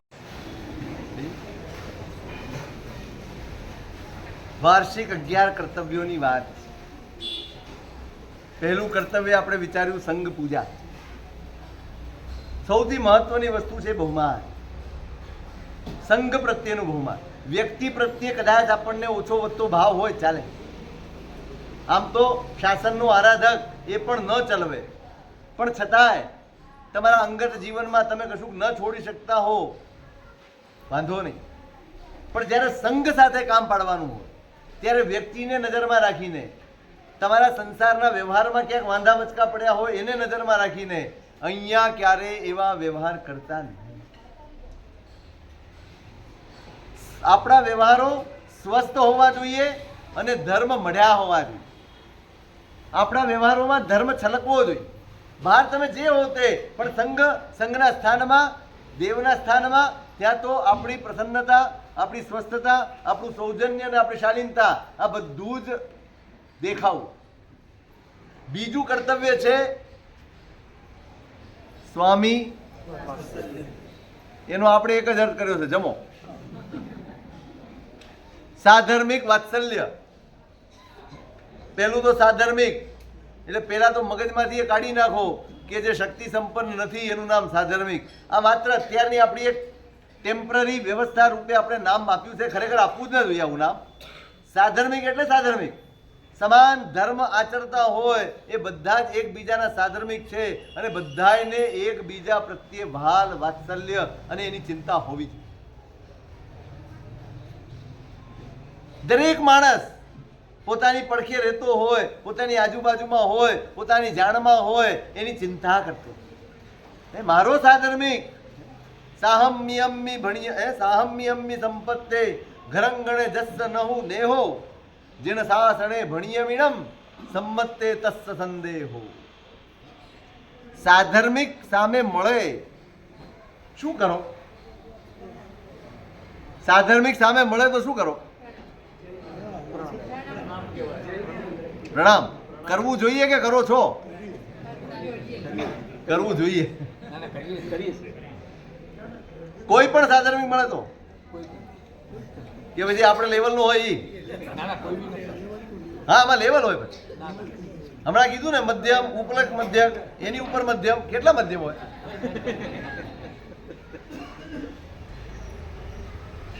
કોઈ પણ સાધર્મિક હોય, નાનો મોટો, પહોંચતો નહીં પહોંચતો, કોઈ પણ હોય, એના માટે આંખમાં અમી જ હોય, એના માટે આંખમાં પ્રેમ જ હોય, વાત્સલ્ય જ હોય.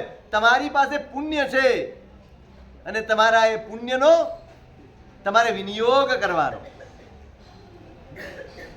ક્યારેય પણ આવે, કોઈ પણ આવે, ખાલી હાથ ન જવાય. તમારી શક્તિ પહોંચે એટલું. આમાં તો હાલ્યા જ આવે, ક્યારેય નહીં બોલતા, ક્યારેય ન બોલતા. એક હાલા ખાચર કરીને દરબાર છે, બહુ જ ટેવ. કોઈ પણ આંગણે યાચક આવે ને ક્યારેય ખાલી ન. બસ મોજમાં જ રહે, આપવામાં એટલો બધો આનંદ આવે ને એટલો બધો આનંદ આવે, એ આપ્યા વિના ને ચેન ન.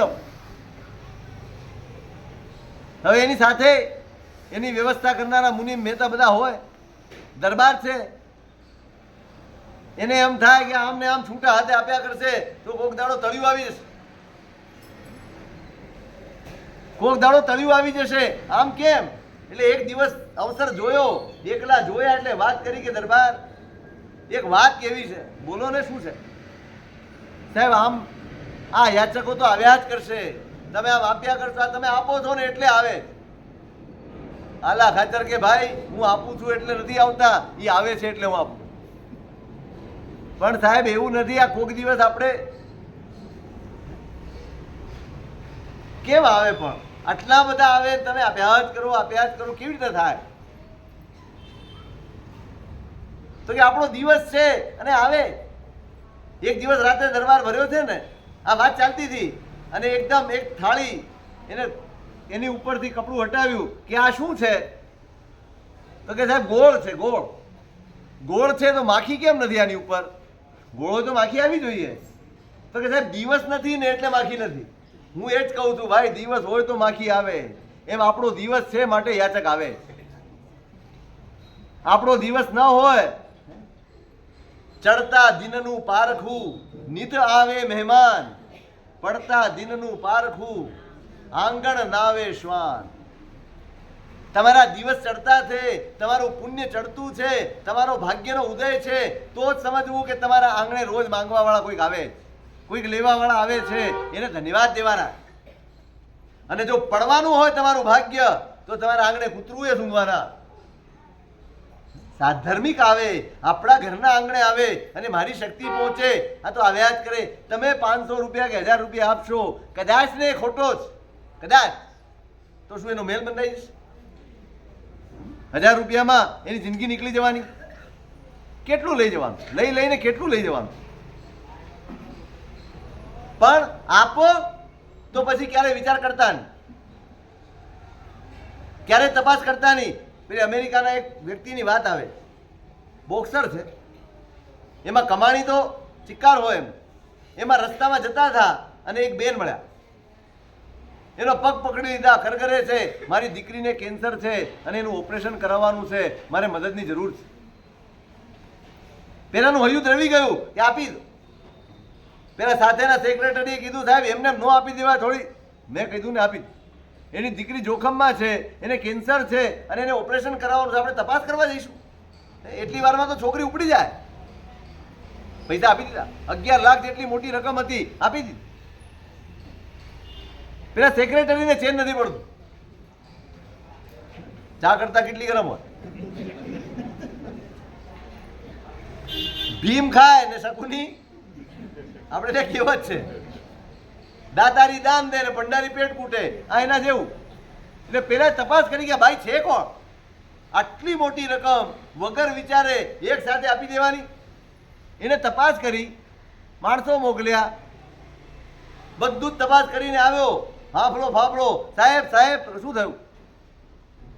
હા તમે પેલા 11 લાખ કાલે આપ્યા ને? તો હા, તેની દીકરીને કોઈ કેન્સર નથી. એટલે આનાથી સારા સમાચાર બીજા શું હોય? એની દીકરીને કેન્સર નથી, આનાથી મોટા સારા સમાચાર કયા હોય? હવે આગળ શું બોલે? તમે આપી દીધા ને, પછી લોટો બ્રાહ્મણને આપ્યો, એ સૂર્ય પૂજા કરે કે અગવા જાય, તમારે શું લેવા?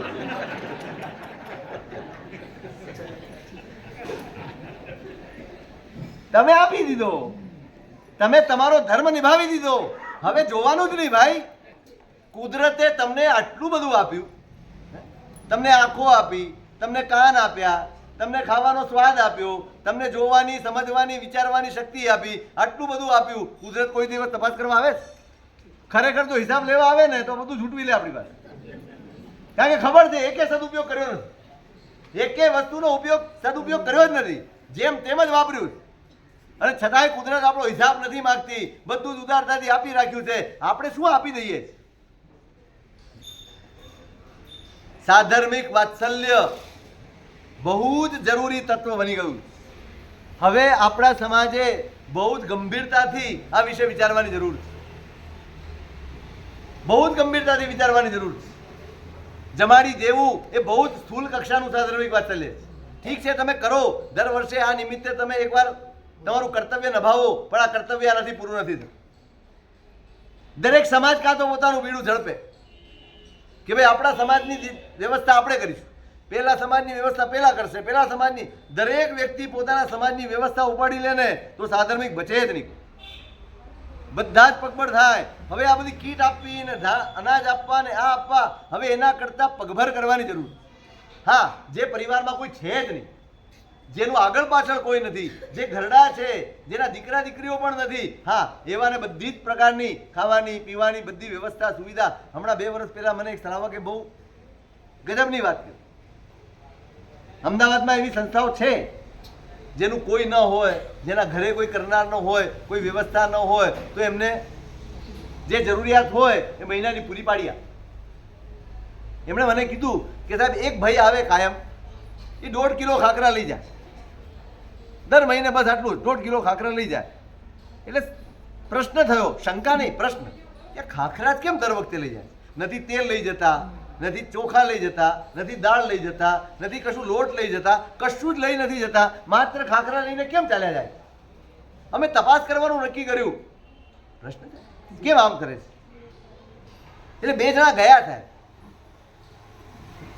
અમે ઘરે ગયા ને સાહેબ, એનું ઘર જોયું અને ભાઈને મળ્યા. એની વાત સાંભળીએ ને એ પહેલા તો એનું ઘર જોઈને અમારી આંખોમાં જળજળી આવી. એના ઘરમાં રસોઈ બનાવવાના સાધન સુદ્ધા નહોતું. અમે એને પૂછ્યું, આ બનેલી ઘટના છે અને અહીંયાની જ ઘટના છે. તમે એમને પૂછ્યું કે ભાઈ તમે ખાખરા જ કેમ લઈ જાઓ છો? કે મારા ઘરમાં રસોઈ બનાવવાના કોઈ સાધન જ નહીં, કોઈ બનાવી આપે એવું નથી, એટલે હું સવાર બપોર સાંજ 2 ખાખરા અને થોડી ચા લાવીને મારો જીવન નિર્વાહ કરું. એ કે સાહેબ ઊભા રહી શકાય એવી સ્થિતિ નહોતી અમારી. અમે ધ્રુસકે ચડી ગયા. મારો સાધર્મિક, મારો ભાઈ અહીંયા ધર્મના નામે, પરમાત્માની ધજાના નામે સ્વપ્નાઓની બોલીના નામે લાખો કરોડો રૂપિયા આપણે આમને આમ આપી દઈએ અને મારી જ પડખે મારી જ બાજુના ઘરમાં હાલના કુસ્તી કરતા હોય એવી પરિસ્થિતિ હોય અને મને જરાય વિચાર ના સાહેબ અમે રડી ગયા કે અમે કરીએ તો કેવી રીતે મદદ કરીએ. કેટલા દિવસ ચલાવી શકો ડોક્ટર સાહેબ? ખાખરો ખાઈને કેટલા દિવસ ચાલે? એક 5 રૂપિયાની ચા લાવવાની હોય, કેટલી આવે 5 રૂપિયાની ચા? એક ખાખરો તમે પૂરો ન ખાઈ શકો ને એટલી 5 રૂપિયાની ચા આવે. નહીં, થોડુંક ધ્યાન દો.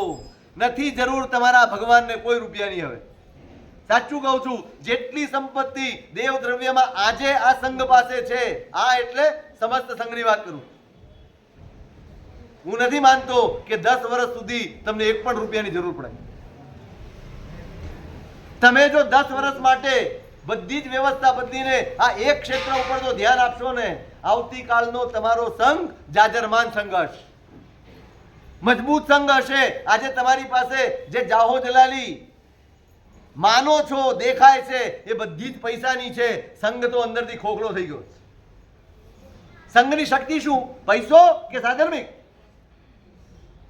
બોલો, સંઘનું બળ કયું? પૈસો કે સાધર્મિક? અને આપણે કયા બળ ઉપર કૂદીએ છીએ? કયા બળ ઉપર? હું એમ નથી કહેતો પરમાત્માનું પુણ્ય છે, પરમાત્માના નામે જ, પણ આ ક્ષેત્રમાં કરો ને.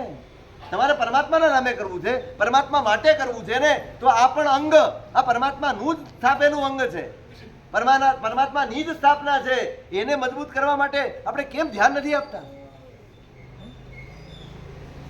મને તો ખરેખર સંકોચ થયો. આટલા દિવસથી આ સુકૃતવલ્લી યોજના ચાલે છે અને એમાં ફક્ત 75 જણા, 4,500 રૂપિયા તમારા મોબાઈલના વાર્ષિક બેલેન્સની પણ ખર્ચ આના કરતા વધી જાય.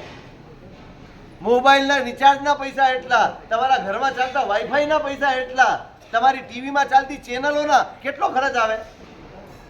આ તમારું વાઈફાઈ, આ તમારું મોબાઈલનું રિચાર્જ અને તમારી ટીવીમાં ચાલતી ચેનલો, અને એમાં પણ કેટલા પેલા પ્રાઇમ ને શું આવે તમને? કયું પ્રાઇમ આવે? Amazon prime. એ બધું તમે વાપરો છો કે નથી વાપરતા? સાચું કહો, કેટલો ખર્ચો કરો છો? ના, હું એ ના નહીં પાડું. કરો, તમારું પુણ્ય છે, તમારે ઉપયોગ કરવાનો છે. તમે આનંદ કરો, પ્રમોદ કરો, પણ એક નજર તમને ધર્મ મળ્યો છે, તમને દ્રષ્ટિ મળી છે, તમને પુણ્ય મળ્યું છે. એ પુણ્ય એકલા ઉપભોગ માટે નથી, વિનિયોગ માટે પણ છે. ભાઈ, તમે અત્યારે જે કરો છો ને એ ઉપયોગ કરો. કિસાન છે ને, અનાજ ઉગાડે, એ વાપરે પણ ખરો અને ઉગાડે પણ ખરો. આપણે કિસાન થવાનું. આપણે વાપરીએ પણ ખરા અને વાવીએ પણ ખરા. બંને કામ કરતા હોય એનું નામ શ્રાવક.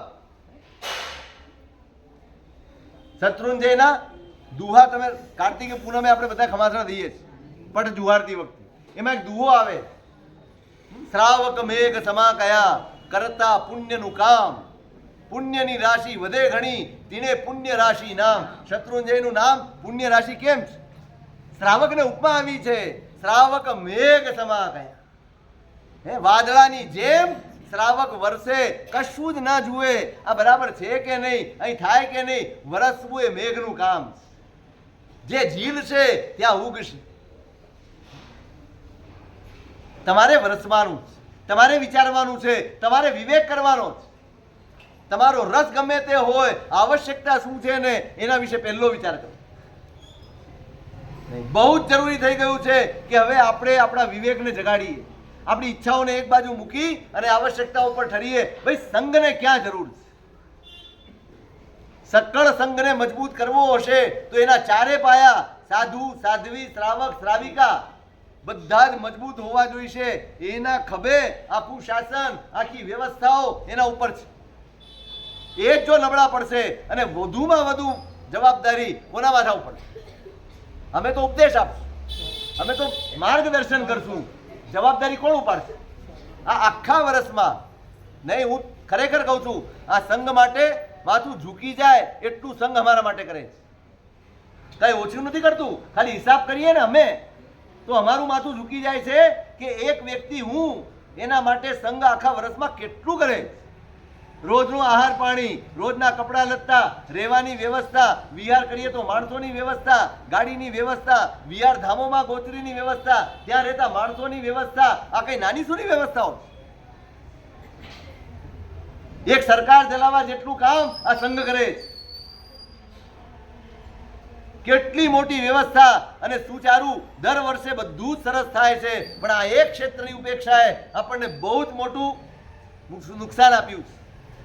બહુ જ ચેતવા જેવું છે. તમે દાદા માટે કરો, ખૂબ કરો, 10 કરોડ નહીં 1000 કરોડ ખર્ચો તમારી પાસે હોય, પણ એ દાદા બચશે તો જ આ તમારા જિનાલયો, આ બધી મિલકતો જે તમે ઊભી કરો છો ને એની સુરક્ષા ત્યારે જ છે જો તમારો સાધર્મિક મજબૂત હશે તો. જો સાધર્મિક મજબૂત નહીં હોય, સાધર્મિકમાં જ બળ નહીં હોય, એ બિચારો બે છેડા ભેગા કરવાની મહેનત કરતો હશે, ત્યારે અહીંયા આફત આવશે તો કોણ ઊભું રહેશે? તમારી કોણ ઊભું રહેશે? કોણ આવીને એમ કહેશે કે હા આ દેરાસર ઉપર કે સાધુ ઉપર, સાધ્વી ઉપર કે ક્યાંય આફત આવી તો અમે ઊભા રહીશું? કોણ ઊભું રહેશે? સવારે ઉઠીને જેને ભોજન ભેગા થવાની પણ ચિંતા હોય, કેવી રીતે કરશે? તમે ખર્ચો છો દાદા માટે અને વાપરે છે કોણ? કોણ વાપરે?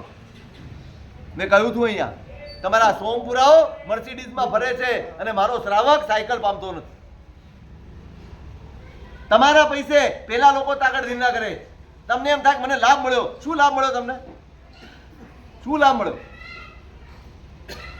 ખરેખર કહું છું, હવે તો નવા બધા જેટલા પણ પ્રોજેક્ટ છે ને બધા બંધ થઈ જવા. કોઈ સંઘની જરૂર નથી, કોઈ સંઘ કાઢવાની જરૂર નથી. શેના 2 કરોડ ખર્ચી નાખો?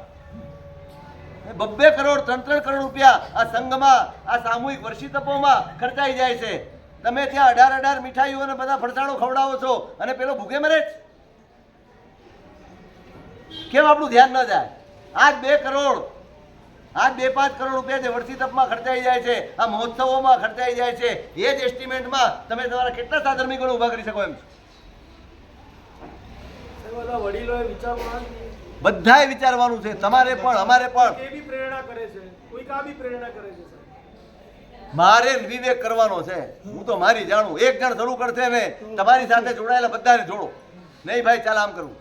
હું તમને કાલે એમ કહું મારી મૂર્તિ ભરાવી છે, તમે હમણાં તૈયાર થઈ સાહેબ લખો 1 કિલો ચાંદી મારી, 500 ગ્રામ ચાંદી મારી, 250 ગ્રામ ચાંદી મારી. થઈ જશે કે નહીં થઈ જાય?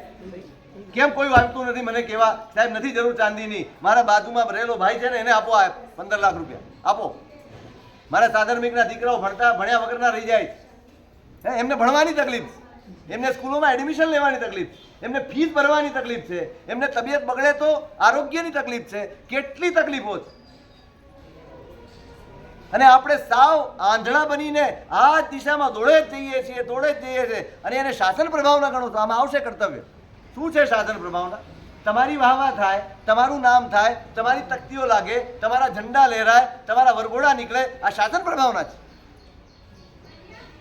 તમારી પડખેનો માણસ દુઃખી બેઠો છે, આંખમાંથી આંસુ સારે છે, એને એની મા બાપની ઇલાજ કરવા માટે પૈસા નથી, એના દીકરા દીકરીઓને ભણાવવા માટેની એની પાસે વ્યવસ્થા નથી, અને તમે અહીંયા જુલુસ કાઢો છો અને મોજ બનાવો છો. અમે શાસન પ્રભાવના કરીએ. તમારા જ શાસનમાં રહેલી વ્યક્તિ એ જ ધર્મ પ્રત્યેથી દૂર થઈ જાય એવી પરિસ્થિતિ આપણે પેદા કરી. બહારનો તો ધર્મ પામતા પામશે, બીજાના અહીંયામાં ધર્મ પ્રતિષ્ઠિત થાય એ વાત તો બહુ દૂરની છે. પણ જે તમારા ધર્મ સાથે જોડાયેલા છે એના પ્રત્યે આપણી ઉપેક્ષા કેમ આટલી બધી? તમારી શક્તિનો સદવ્યય કરો. તમે વ્યય કરો છો, સદવ્યય નથી કરતા. મેં દાખલો આપ્યો હતો તમને. અમે શંખેશ્વર ગયા હતા 2 વર્ષ.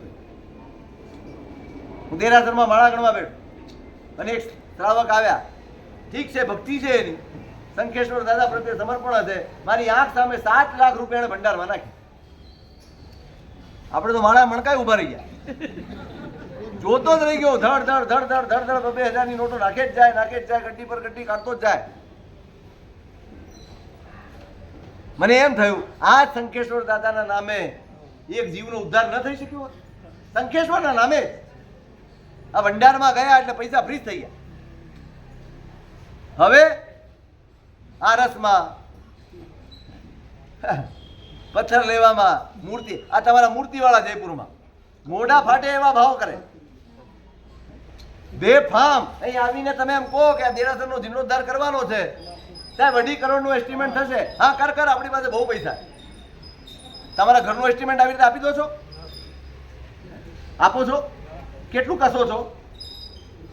એક એક વસ્તુ તમારા ઘરમાં આવતી ખીલી છે ને એનો પણ ભાવ તમને ખબર હોય, અને અહીંયા આવતી વસ્તુનો ભાવ તમને ખબર હોય. તમે લેવા જાઓ એની સાથે નક્કી કંઈક કરો, આવે કંઈક. અને મારા બેટા ઉસ્તાદ શું કરે, દેરાસર તમે આપ્યું ને એટલે પેલા શિખરનો માલ લાવે. સમજો, પેલા શિખરનો માલ લાવે એટલે તમે બંધાઈ ગયા. હવે તમે એને કાઢી ન શકો, પછી પાયો. આંધળા ભીત થઈને દોડવાની જરૂર નથી ભાઈ. થોડોક વિવેક કરો, થોડીક જાગૃતિ લાવો. સંઘ નબળો પડી રહ્યો છે એનું ભાન લાવો. એ ભાન નહીં આવે તો વેલા મોડા આ ખોખલું થયેલું માળખું છે ને પૈસાથી નહીં ટકે, આ તમારા બેન્ડ વાજાથી નહીં ટકે, આ તમારા માન સન્માન ને તકતીઓથી નહીં ટકે. આ ખોખલું થઈ ગયેલું માળખું છે. આ તમારું ઘર ઉદયથી ખવાઈ ગયું હોય તેની ઉપર ગમે તેવા વોલપેપર લગાડો, ગમે તેવા શણગાર કરો, ટકવાનું છે? આ વરઘોડા, આ ઉત્સવો, આ સંઘો, આ 2-2, 4-4, 5-5, 8-8 કરોડના ચોમાસાઓ આ જરૂરી છે? કોણ પોસાય છે એમાં? મંડપ જોવા જાય અહીંથી પાલીધા. સાહેબ શું મંડપ બાંધ્યો, શું કરવાનું? ખાવા કામ આવશે? શું કામ આવશે? તમારી વાહવા માટે, તમારા નામના માટે આ ખોખલું થઈ ગયેલું તંત્ર એને મજબૂત કરો ભાઈ, મજબૂત કરો. એના તરફ ધ્યાન આપો, થોડાક જાગો. હું દેવદ્રવ્યની હમણાં આવશે દેવદ્રવ્યની વૃદ્ધિની વાત. હું તમારા ગુરુમાનને કહીને આવ્યો, સાહેબ એક કામ કરી જાઓ, આ 11 કર્તવ્યમાં દેવદ્રવ્યની વૃદ્ધિ લખી છે ને એની જગ્યાએ સાધારણની વૃદ્ધિ લખી જાઓ, બસ આટલું કરાવી દો. થઈ ગયું. દેવદ્રવ્યની વૃદ્ધિના નામે એટલા ઝઘડા વધી ગયા છે કે ના પૂછો. એમાં ક્લેશ, એમાં કંકાસ. કોઈ વ્યક્તિને લાભ લેવો હોય, એ બિચારો પહોંચતો ન હોય અને આપણે એમ કહીએ કે ભાઈ તમે હવે બોલી રહેવા દો, આને નહીં લેવા દો, આજ લે સાહેબ એ દેવદ્રવ્યનું નુકસાન કરે નહીં. કોઈની ભાવના નહીં સમજવાની, કોઈના અંતરના ભાવને સાચવવાના નહીં, કશું જ નહીં જાળવવાનું. બધું જ પૈસાથી થાય, બધું જ પૈસાથી થાય. પૈસા વાળો જ બધે આગળ હોય. ક્યાં સુધી આ વૃત્તિઓમાં રહીશું? ક્યાં સુધી આ સ્થિતિમાં રહીશું? કદંબગીરીમાં જ્યારે જીર્ણોદ્ધાર થયો 20 વર્ષ લાગ્યા. કેટલા વર્ષ? 20 વર્ષ લાગ્યા છે નેમિસુરી મહારાજને આ દેરાસર ઉપર ઊભા કરતા. સહેલું નહોતું, પણ ત્યાં રહેવા માટે નીચે દેરાસર બાંધવું જરૂરી હતું. અને દેરાસર બાંધવાનું આવ્યું ને ઘણા શેઠિયા હતા સાહેબ પાસે. સાહેબ હું કરી દઉં, હું કરી દઉં. હું નામ ભૂલી ગયો. એ શેઠિયા સાહેબને કીધું, સાહેબ મારે લાભ લેવો તો તારી મૂડી કેટલી બોલ. એણે પોતાની ઘર વખરી સાથેની મૂડી કીધી, સાહેબ આટલી મૂડી છે મારી. હવે એટલામાં તો દેરાસર બને એવું નહોતું. છતાંય મહારાજજીએ કીધું જ્યાં તારો લાભ. કેમ? દેવદ્રવ્યનું નુકસાન નહોતું થતું? ક્યારેક ભાવનાનું મૂલ્ય હોય છે, કોઈકના હૈયાનું મૂલ્ય હોય છે, કોઈકના પરિણામનું મૂલ્ય હોય. બધું જ પૈસાથી મપાય. આપણે થોડોક વિવેક કેળવો, થોડોક વિવેક કેળવો. હવે થોડુંક ધ્યાન આપો. આપણે બહુ ઉલ્લાસથી કરીએ છીએ, ચોક્કસ ભગવાન આપણા છે, ભગવાનના પુણ્ય પૈસા આવે છે, બધી જ વાત સાચી. પણ સંઘ કોનો છે? કોનો છે સંઘ? સંઘ પણ મારા ભગવાનનો છે. એ સંઘને પુણ્ય પણ આપણા ભગવાનનું જ પહોંચે. ફક્ત પ્રતિમા માટે જ પુણ્ય હોય ભગવાનનું, કે સંઘ માટે પણ ભગવાનનું પુણ્ય હોય? થોડાક જાગો, થોડાક જાગો. કેટલીય વાતો છે સંઘની. પાઠશાલાની વાત હમણાં જ કરી હતી મીટિંગમાં. સંઘની પાઠશાલા કેવી ચાલે? 12,500 પગાર સંઘ ચૂકવે. અને વિદ્યાર્થી કેટલા? કેટલા હે? 40 અને બાળકો 15. આ તમારા સંઘની શું સ્થિતિ? કેમ આપણે મા બાપ જાગૃત નથી? કેમ આપણને ઉલ્લાસ નથી? કેમ આપણને ઉત્સાહ નથી? કેમ આપણે એના પ્રત્યે ગંભીર નથી? તમારી આવતીકાલ તમે કેવી ઈચ્છો છો? કેવી ઈચ્છો છો? ચોક્કસ હું માનું છું અત્યારે ભણવાનું ભારણ એટલું બધું છે, પણ તમે સમય બતાડો. મેં કીધું છે સંઘને, તમે 2 ટાઈમ પાઠશાળા ચાલુ, કોઈકને સવારે ફાવે તો સવારે, કોઈકને સાંજે ફાવે તો સાંજે, બધી જ વ્યવસ્થા સંઘ કરવા તૈયાર છે. પણ તમે ઉત્સાહ છે તમને કરવાનો?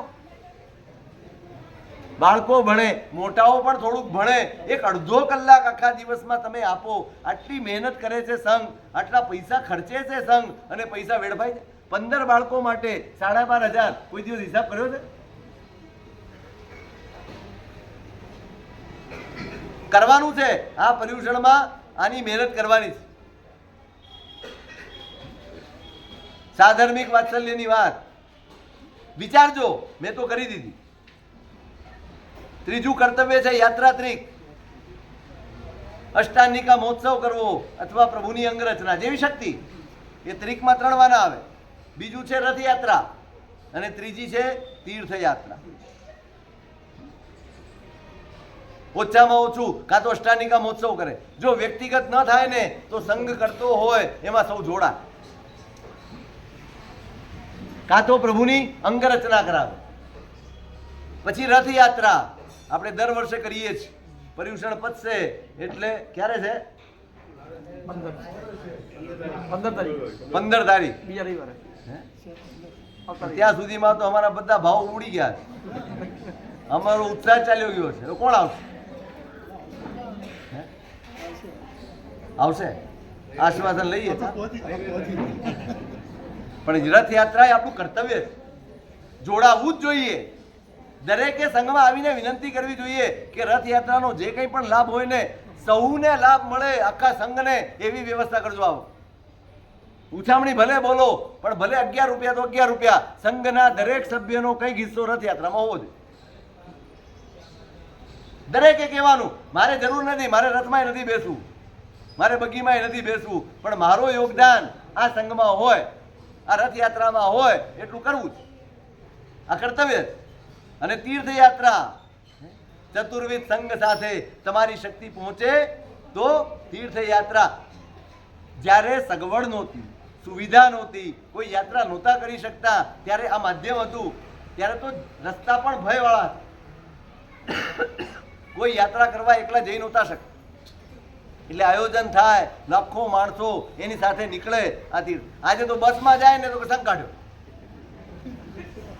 બસનો સંઘ. પાછો બહાર ઉતરી જાય પાલીતાણા, પગપાળો જાય ઠેઠ એટલે કે સંઘ. એટલું જાય તો ઘણું.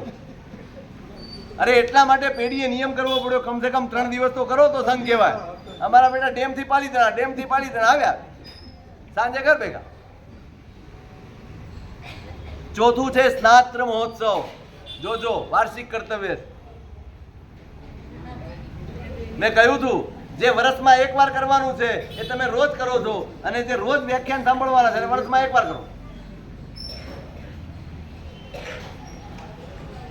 થોડા 11 કર્તવ્ય ફેરફાર કરી નાખીએ. રોજ વ્યાખ્યાનનું શ્રવણ. સ્નાત્ર મહોત્સવ, પરમાત્માનો ઠાઠ માઠથી, ઉલ્લાસપૂર્વક, ઉમંગપૂર્વક 1 વખત વર્ષમાં સંઘ ભેગો થઈને, સકળ સંઘ ભેગો થઈ સ્નાત્ર મહોત્સવ કરે પરમાત્મા. પછી 5મું દેવ દ્રવ્યની વૃદ્ધિ. બધા જ ક્ષેત્રો જરૂરી છે. જે છે એ બધું જ પરમાત્મા થકી છે, બધું જ પરમાત્મા થકી છે. એટલે પરમાત્માથી જોડાયેલા કોઈ પણ ક્ષેત્રમાં તમે જોડાઓ ને, એ પરમાત્માના દ્રવ્યની જ વૃદ્ધિ છે. આપણે આવો અર્થ કરી નાખીએ. પરમાત્મા સંબંધી જે ક્ષેત્રો હોય બધાની વૃદ્ધિ કરવી, એનું નામ દેવ દ્રવ્યની વૃદ્ધિ કરો. હવે કયું ક્ષેત્ર પરમાત્મા સાથે જોડાયેલું નથી? પરમાત્મા નથી તો કાંઈ નથી ભાઈ, અને પરમાત્મા છે તો બધું છે. એટલે પરમાત્માને લાગુ પડતા બધા દ્રવ્ય દેવ દ્રવ્ય છે. દેવને અનુસરીને, પરમાત્માને નજરમાં રાખીને, પરમાત્માનો સંઘ છે, જિનાલય પણ છે, જીન પ્રતિમા પણ છે, જીન આગમ પણ છે, સાધુ પણ છે, સાધ્વી પણ છે, શ્રાવક પણ છે, શ્રાવિકા પણ છે. આ 7 ક્ષેત્ર એ પરમાત્માના જ ક્ષેત્રો છે. વિવેકપૂર્વક તમારા વાર્ષિક બજેટમાં આવો વિવેક કરજો. હવે સંઘને આની જરૂર છે અને આમાં આપણે આપવાનું. એની તકતી હોય ન હોય, પણ મારે સંઘની પડખે ઉભા. છઠ્ઠું કર્તવ્ય છે મહાપૂજા. આપણે કરીએ છીએ, પણ એ નહીં. આપણે તો ખાલી ફૂલો લાવી અને બધો ભપકો ઊભો કરી દઈએ, ઠીક છે, પણ બાકી વાસ્તવમાં આખા જિનાલયની સંઘના કુટુંબો ભેગા થઈ અને નીચેથી લઈને શિખર સુધી બધી જ શુદ્ધિકરણ કરે જૈણાપૂર્વક, બધી જ પ્રતિમાઓની ભક્તિ જૈણાપૂર્વક કરે અને છેલ્લે અષ્ટપ્રકારની પૂજા કરી ભેગા થઈ અને ચૈત્યવંદન સ્તવન વગેરે કરી અને ઘર જાય ને, આનું નામ મહાપૂજા. આ મહાપૂજા કરો છો. આપણી મહાપૂજા, આ મહા શબ્દ લાગે છે ને ગડબડ થઈ જાય. આપણે મહાથી ઓછું તો કશું ખપતું જ નથી. પણ આ હોય, દરેકની ફરજ હોય, દરેકની નું કર્તવ્ય હોય. જિનાલય આપણું છે, અરે ઉપાશ્રય હોય, જિનાલય હોય, કોઈ જોવાય નથી આવું. મહારાજ કે હવે બાબા થઈ ગયા છે, હા ભાઈ ચાલો કરણ આવી જા.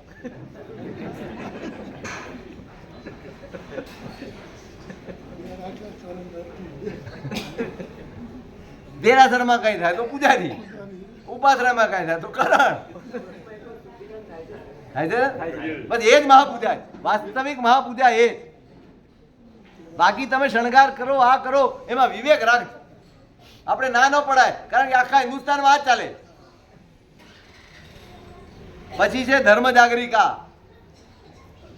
તપ વગેરે પૂર્ણ થયા હોય, ઘરે કલ્પસૂત્ર વગેરે લાવ્યા હો, એટલે એની સામે એના ગુણગાન, એની ભક્તિ, પ્રભુની સ્તવના, આ બધું જ જે કરીએ ને એ ધર્મ જાગરિકા. પણ આ ક્યારે હોય? સાંજે પ્રતિક્રમણ પતી ગયું હોય અને એ પછી બધા જ સંઘ ભેગો થઈ અને કલ્પસૂત્રની કે એની ભક્તિ કરે, તપસ્વીના ગુણગાન હોય એવી રીતે ભક્તિ કરે, પણ ત્યાં ખાણીપીણી ન હોય. રાત્રે નાસ્તા ન અપાય, રાત્રે ચા પાણી ન અપાય. આ વિવેક. ધર્મ જાગરિકા શબ્દ લખ્યો છે, ઉજાગરો નથી લખ્યો. અને એમાં પણ એક વિવેક હોય, સમયનો વિવેક. જે વિવેક આપણે કાયમ માટે ચૂકી ગયા છે, એક સમયનો, એક ધમાલનો, આ વિવેક આપણે ચૂકી ગયા. આપણે અહીંયા ભક્તિ ભાવના હોય ને, હવે તમારે ત્યાં બધા રિસ્ટ્રિક્શન આવી ગયા છે ઘણા બધા. પોલીસવાળાને રાખવું પડે, એમાં અરજી આપવી પડે. આ દશા કેમ આવી આપણી? આપણે વિવેક ભાન, પ્રમાણ ભાન ભૂલ્યા ને, માટે આ બધી સ્થિતિઓ. વડોદરામાં તો એક દેરાસર છે, ત્યાં તો એટલો સ્ટ્રિક્ટ કાયદો છે, આજુબાજુના લેવાવાળાનો ઘંટ પણ વગાડવા નથી દેતો. ઘંટ પણ બાંધી રાખ્યો છે, નહીં વગાડવાનો. આ દશા આપણી થઈ ગઈ. તમે ભક્તિ કરો. દેરાસરમાં તમે 50 માણસો હો ને તો બહાર ખબર ના પડવી જોઈએ કે દેરાસરમાં કોઈ છે. આપણે 50 માણસની વચ્ચે પૂજા ભણાવીએ, 50 માણસની વચ્ચે પૂજન ભણાવીએ, અને એમાં પેલો માઇક એટલું બધું મોટું રાખે, બહુ સ્વાભાવિક. અમે ખંભાતમાં શિબિર હતી.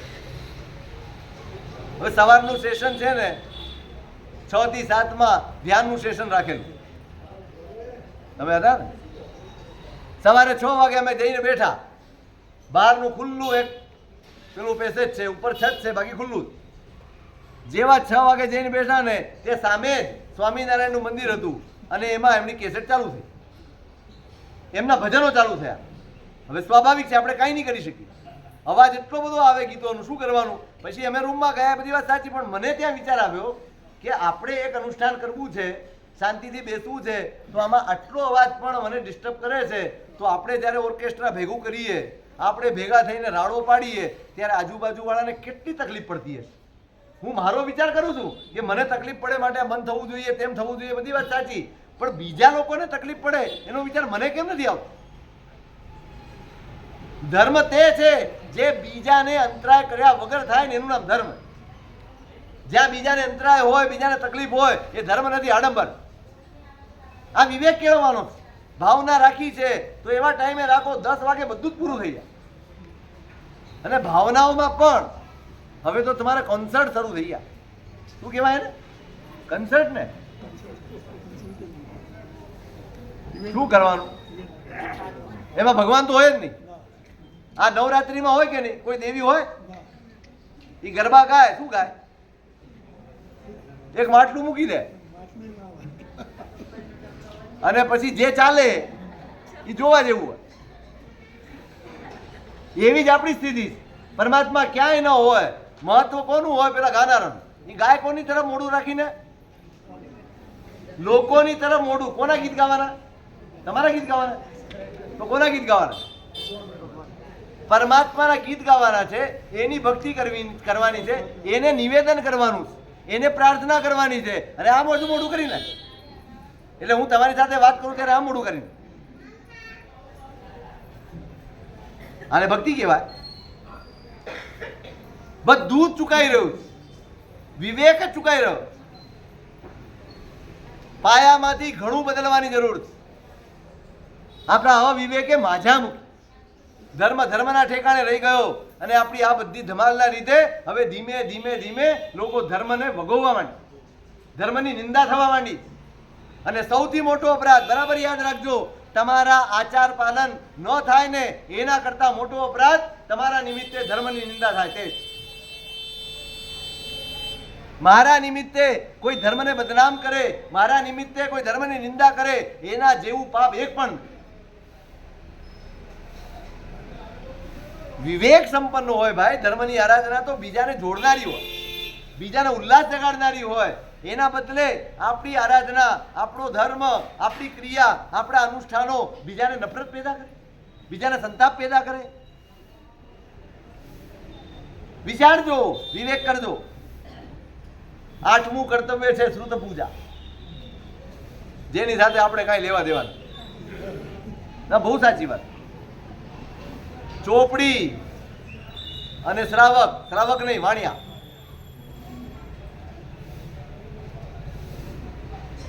કોના ઘરમાં 10 પુસ્તક છે?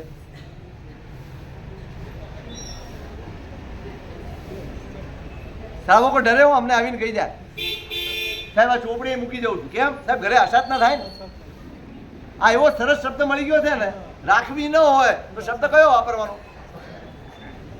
આશાત ના. પણ આરાધના કરવાની કોઈ ના પડી. આશાત ના શેની થાય?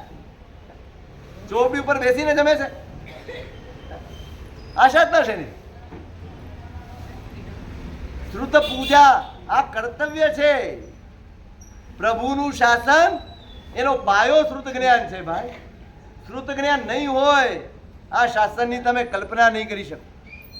આ શ્રુતનો વારસો આપણા મહાપુરુષોએ જાળવ્યો છે ને, એટલે આટલી આજે આપણે જાહો દલાલી કરી શકીએ છીએ, એટલે ધર્મ સમજી શકીએ છીએ, એટલે પગલે પગલે જૈનાપૂર્વક, ઉપયોગપૂર્વક, ધર્મપૂર્વક, આત્મજાગૃતિપૂર્વક જે પણ કરીએ છીએ ને, એનો પાયો શ્રુત જ્ઞાન છે. શ્રાવક વર્ગ ધીમે ધીમે ધીમે ધીમે દૂર દૂર દૂર થતો જાય. ભણે છે, નથી ભણતા એવું નથી, પણ શ્રુત જ્ઞાન એટલે શું આપણા માટે? 5, 50, 100 ગાથા કરી, 2, 5 પ્રતિક્રમણ મોઢે કર્યા એટલે આપણને એમ થઈ ગયું ઓહો.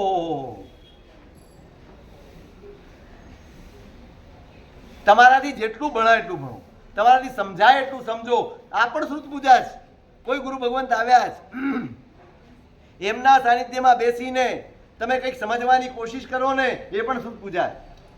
કોઈ ગુરુ ભગવાનને તમે જુઓ, શાસ્ત્રનું કામ કરતા હોય, શ્રુત લેખનનું કામ કરતા હોય, તો તમે જઈને કહો, સાહેબ કંઈ પણ ખપ હોય, લાભ હોય, અમને આપજો. સંગ તો કરતા કરશે, પણ મારું પણ જ્ઞાનાવરણીનો ક્ષયોપશમ વધે, મારી જ્ઞાન રુચિ. બરાબર યાદ રાખજો, આપણા મોહનીય કર્મ એટલા વિચિત્ર છે, જ્ઞાનની શક્તિ હોવા છતાં આપણને જ્ઞાન ભણવું ગમતું નથી. કોઈ એમ નહીં કહી શકે કે અમારી ભણવાની શક્તિ નથી, કોઈ નહીં કહી શક્યા. અને છતાંય આપણે નથી ભણતા, નથી ચોપડી પકડતા, કે ચોપડી પકડતા વેત ઊંઘ આવી જાય છે. એ કોના કારણે? આ કંટાળો છે નો જ. નિબિડ કર્મો બાંધીને આવ્યા છે, અને તોડવા માટેનું કેવા આ કુમારપાળ મહારાજા, આ પેથડ મંત્રી, આ સંગ્રામ સોની, આ બધા 21 ભંડારો લખાવ્યા. પ્રભુના આગમની ભક્તિ ભલે હું વાંચી શકતો નથી. આજે સાધુઓ ભણે છે કોના આધારે? સાધુઓ સંશોધન કરે છે કોના આધારે? આ 1000 વર્ષ પહેલા, 2000 વર્ષ પહેલા જે કંઈ પણ મહાપુરુષોએ લખ્યું હશે, લખાવ્યું હશે, એ શ્રુતના આધારે તો આપણે ભણીએ જ. એ લખાયેલું હતું, શ્રાવકોએ લાભ લીધો હતો, માટે આજે આપણે ભણી શકીએ છીએ. હવે તમે એમ વિચારો કે સાહેબ આ પુસ્તક હું તો વાંચી શકું નહીં, મારે શું લાભ લેવાનો? નહીં, તમે તો યોગદાન આપો, શાસન ચલાવવામાં યોગદાન છે ભાઈ. શાસન ચલાવો, આગળ વધે છે શાસન શ્રુત જ્ઞાન. તો શ્રુત પૂજા એ 8મું કર્તવ્ય. 9મું કર્તવ્ય છે ઉજવણું. તપશ્ચર્યા કરી હોય એનું નાનકડું પણ ઉજવણું કરવું જોઈએ. કારણ ઉદ્યાપનમ યત તપસા સમર્થને તચ્ચૈત્યમૌલો કલશાધિરોપણમ. શિખર દેરાસર બન્યું હોય, શિખર બન્યું હોય અને એના ઉપર કળશનું આરોપણ કરીએ ને એ જગ્યાએ ઉત્સવ આવે. તમારી શક્તિ હોય, તમારી ભક્તિ હોય એટલું, તમારું સામર્થ્ય હોય એટલું, ભલે નાનકડું પણ એક ઉત્સવ તમારી આરાધનાના ઉજવણામાં એનો હરખ વ્યક્ત કરવા માટે કરવું. પછી 10મું કર્તવ્ય છે શાસન પ્રભાવ. તમારી આરાધના, તમારા વ્યવહારો, તમારું જીવન એવું હોય કે જેને જોઈને બીજાના હૈયામાં પ્રભુના ધર્મની સ્થાપના થાય, પ્રભુના ધર્મ પ્રત્યે અહોભાવ પેદા થાય. આ ધર્મ કરવા જેવું. આ લોકો કેટલા સારા છે, એમનો વ્યવહાર કેટલો સારો છે, એની અનુમોદના એના હૈયામાં પેદા થાય, એના અંદરમાં પણ ધર્મનું બીજ આરોપાય, એના માટેની મહેનત કરવી, એનું નામ છે શાસન પ્રભાવ. નહીં હું મારી મેળે મારા નામના વરઘોડા કાઢી લઉં, હું મારી મેળે મારા નામના બેનરો લગાડી દઉં, એમાં પ્રશંસાના શબ્દો લખી દઉં. કેટલું આજે તો તમે જુઓ આમ ટીંગાઈ ગયા છે. અમે તે સડક ઉપર ટીંગાયેલા છીએ, મોટા મોટા હોર્ડિંગમાં ટીંગાયેલા ઊભા છીએ અમે. તેના માટે શાસન પ્રભાવ. શાસન પ્રભાવના એ બહુ ગંભીર બાબત, સામાન્ય બાબત. તમારો વ્યવહાર બીજાના હૈયામાં, તમારો ધર્મ બીજાના હૈયામાં. મેં અહીંયા કહ્યું હતું શાંતિનાથ ઝવેરીનું, પ્રેમાભાઈ અમદાવાદના નગર શેઠ, રોજ 3 વાગે સામાયિક કરવા જાય, નેટ 3 વાગે એ બહાર નીકળે ને લોકો ઘડિયાળ મેળવે, એટલો ફિક્સ ટાઈમ. અને મિયાણામાં જાય બેસીને, 2 બાજુ પડદા હોય, ચાંદીના સિક્કાના 2 થેલા રાખ્યા હોય, ઉપાશ્રય પહોંચે ત્યાં સુધી આખી લાન ઉપાશ્રય સુધી બધા યાચકો ઊભા હોય અને એને છૂટા હાથે આપતા જ જાય, આપતા જ જાય, આપતા જ જાય. કોઈને પણ પૂછો કેમ ઊભા છો, તો કે શેઠ સામાયિક કરવા જાય છે. શેઠનું સામાયિક કેટલું સારું, બસ શેઠનો આ ધર્મ ચાલ્યા જ કરે. બીજાના હૈયાને ઠારે એનું નામ શાસન પ્રભાવના. બીજાના હૈયામાં ધર્મ પ્રત્યેનો સદભાવ પેદા કરે એનું નામ શાસન પ્રભાવના. એક પણ જીવના હૈયામાં સૈલમ્ય વિજીવ લોએ તેણ ઈય ઘોષિયો અમા ઘાઓ ઇક્કંપી જો દુહત્તમ સત્તમ બોહે જીણવૈણે. ઉપદેશમાલા. એક પણ આત્માના અંતરમાં પ્રભુના ધર્મ પ્રત્યે, પ્રભુના અહિંસા રૂપ ધર્મ પ્રત્યે, કરુણા રૂપ ધર્મ પ્રત્યે અહોભાવ પેદા થાય તો 14 રાજલોકમાં અમારી ઘોષણા કરાવ્યા નો લાભ મળે. આ શાસન પ્રભાવનાનો લાભ તમે કરો અને બીજાના હૈયામાં અહોભાવ જાગે. ધર્મ તો આવો હોવો જોઈએ. અને એટલે આપણે ત્યાં અનુકંપાનું દાન પણ કહ્યું છે, સાધર્મિક ભક્તિ પણ કહી છે, સુપાત્ર દાન પણ કહ્યું છે. આ બધું શ્રાવક છૂટા હાથે કરે. કેમ કે કરો તો લોકોના હૈયામાં ધર્મ બેસે. ધર્મ એવો હોય, પરોપકાર જેમાં હોય એ ધર્મ હોય, કરુણા જેમાં હોય એ ધર્મ હોય, દયા જેમાં હોય એ ધર્મ હોય, ઉદારતા જેમાં હોય એ ધર્મ હોય, ક્ષમા જેમાં હોય એ ધર્મ હોય. અને આવા ગુણો તમારામાં હશે ને તો જ તમે શાસનની પ્રભાવના કરી શકો. અને 11મું કર્તવ્ય છે પ્રાયશ્ચિત. સોહી ઉજ્જુય ભૂયસ્સ. કલ્પસૂત્ર વાંચવું ને એમાં છેલ્લું સૂત્ર આવશે, શોધી પ્રાયશ્ચિત અવશ્ય કરવું જોઈએ. તમે સત્કાર્ય કરો ન કરો, તમારી શક્તિ પહોંચતી હોય અને કદાચ ન પણ પહોંચતી હોય અને તમારા હાથે કોઈ બીજા મોટા સુકૃત ન થાય, ચાલશે. એકવાર કહ્યું હતું મેં, હિતના કામો ન થાય તો વાંધો નથી, પણ અહિત તો અવશ્ય છોડજો, છોડજો ને છોડજો. તમારાથી સત્કાર્યોમાં પહોંચી ન વળાતું હોય, તમારું પુણ્ય એટલું પહોંચતું ન હોય, બીજા કરી શકે એવું તપ તમે ન કરી શકતા હો, તમે બીજા કરે એવો ત્યાગ તમે ન કરી શકતા હો, બીજા ખર્ચે એટલી સંપત્તિ તમે ખર્ચી ન શકતા હો, કંઈ જ ન કરો, પણ છેવટે આખા વર્ષ દરમિયાન જે કોઈ પણ અપરાધ થયા હોય એ અપરાધનું પ્રાયશ્ચિત્ત અવશ્ય કરજો. પર્યુષણની આ મહત્વપૂર્ણ આરાધના પ્રાયશ્ચિત્ત છે, બરાબર યાદ રાખજો. પૈસા નહીં, પ્રદર્શન નહીં, આડંબર નહીં, વરઘોડા નહીં, સૌથી મહત્વની આરાધના છે પ્રાયશ્ચિત્ત. મિચ્છામિ દુક્કડમ પણ પ્રાયશ્ચિત્ત જ છે. મિચ્છામિ દુક્કડમ પણ પ્રાયશ્ચિત્ત છે. અને એટલે ઓછામાં ઓછું જે અષ્ટમ તપ કયો છે ને એ પણ એટલે જ કયો છે પ્રાયશ્ચિત્તના ભાગમાં. મારા અશુભ કર્મો, મારા અશુભ પાપો, મારા અશુભ દોષો જે મેં સેવ્યા છે, જાણીને સેવ્યા હોય કે અજાણતા સેવાયા હોય, એ બધાયનું પ્રાયશ્ચિત્ત હું કરું. આ વાસ્તવિક પર્યુષણની આરાધના. સાચા અર્થમાં પર્યુષણ સફળ થયા એમ તમારે કેવું હોય તો ત્યારે થાય જ્યારે તમે આખા વર્ષનું પ્રાયશ્ચિત્ત નિર્મળ ભાવે કર્યું હોય અને તમારા આત્માની શુદ્ધિ કરી હોય ને, ત્યારે તમે છાતી ઠોકીને કહી શકો, સંતોષ પામી શકો કે ના, આ વખતના મારા પર્યુષણ બહુ સરસ ગયા. એવું ક્યારે કહેવાશે? ચિત્તની શુદ્ધિ થશે ત્યારે કે. એટલે 11મું કર્તવ્ય છે પ્રાયશ્ચિત્ત. એકવાર હૈયામાં સાચા ભાવનો પશ્ચાતાપ જાગે, પોતાના પાપ પ્રત્યેનો ત્રાસ છૂટે, ત્યારે આરાધક બને. આરાધક કોને કહેવાય? આરાધક એ નથી કે જે વધુ સામાયિક કરે, પણ આરાધક એ છે જે પોતાના સેવાતા દોષો પ્રત્યે વધુ જાગૃત રહે, પોતાનાથી થતા અપરાધ પ્રત્યે જાગૃત રહે, પોતાના એક એક પાપ પ્રત્યે જે સાવધાન રહે, એનું નામ આરાધક. અને એવા આરાધક બનવા માટે આ કર્તવ્ય છે પ્રાયશ્ચિત્તનું. આ થયા વાર્ષિક 11 કર્તવ્ય. આ આપણી કમાણી છે, આ આપણું પ્રભવનું ભાતું છે. જેટલું હૈયે બેસે એટલું તમારા જીવનમાં આચરણ. આવતીકાલે પર્યુષણાનો 3જો દિવસ છે. એ મુખ્ય કર્તવ્ય જે પર્યુષણાનું છે, ક્ષમાપનાનું, એની વાતો આવતીકાલે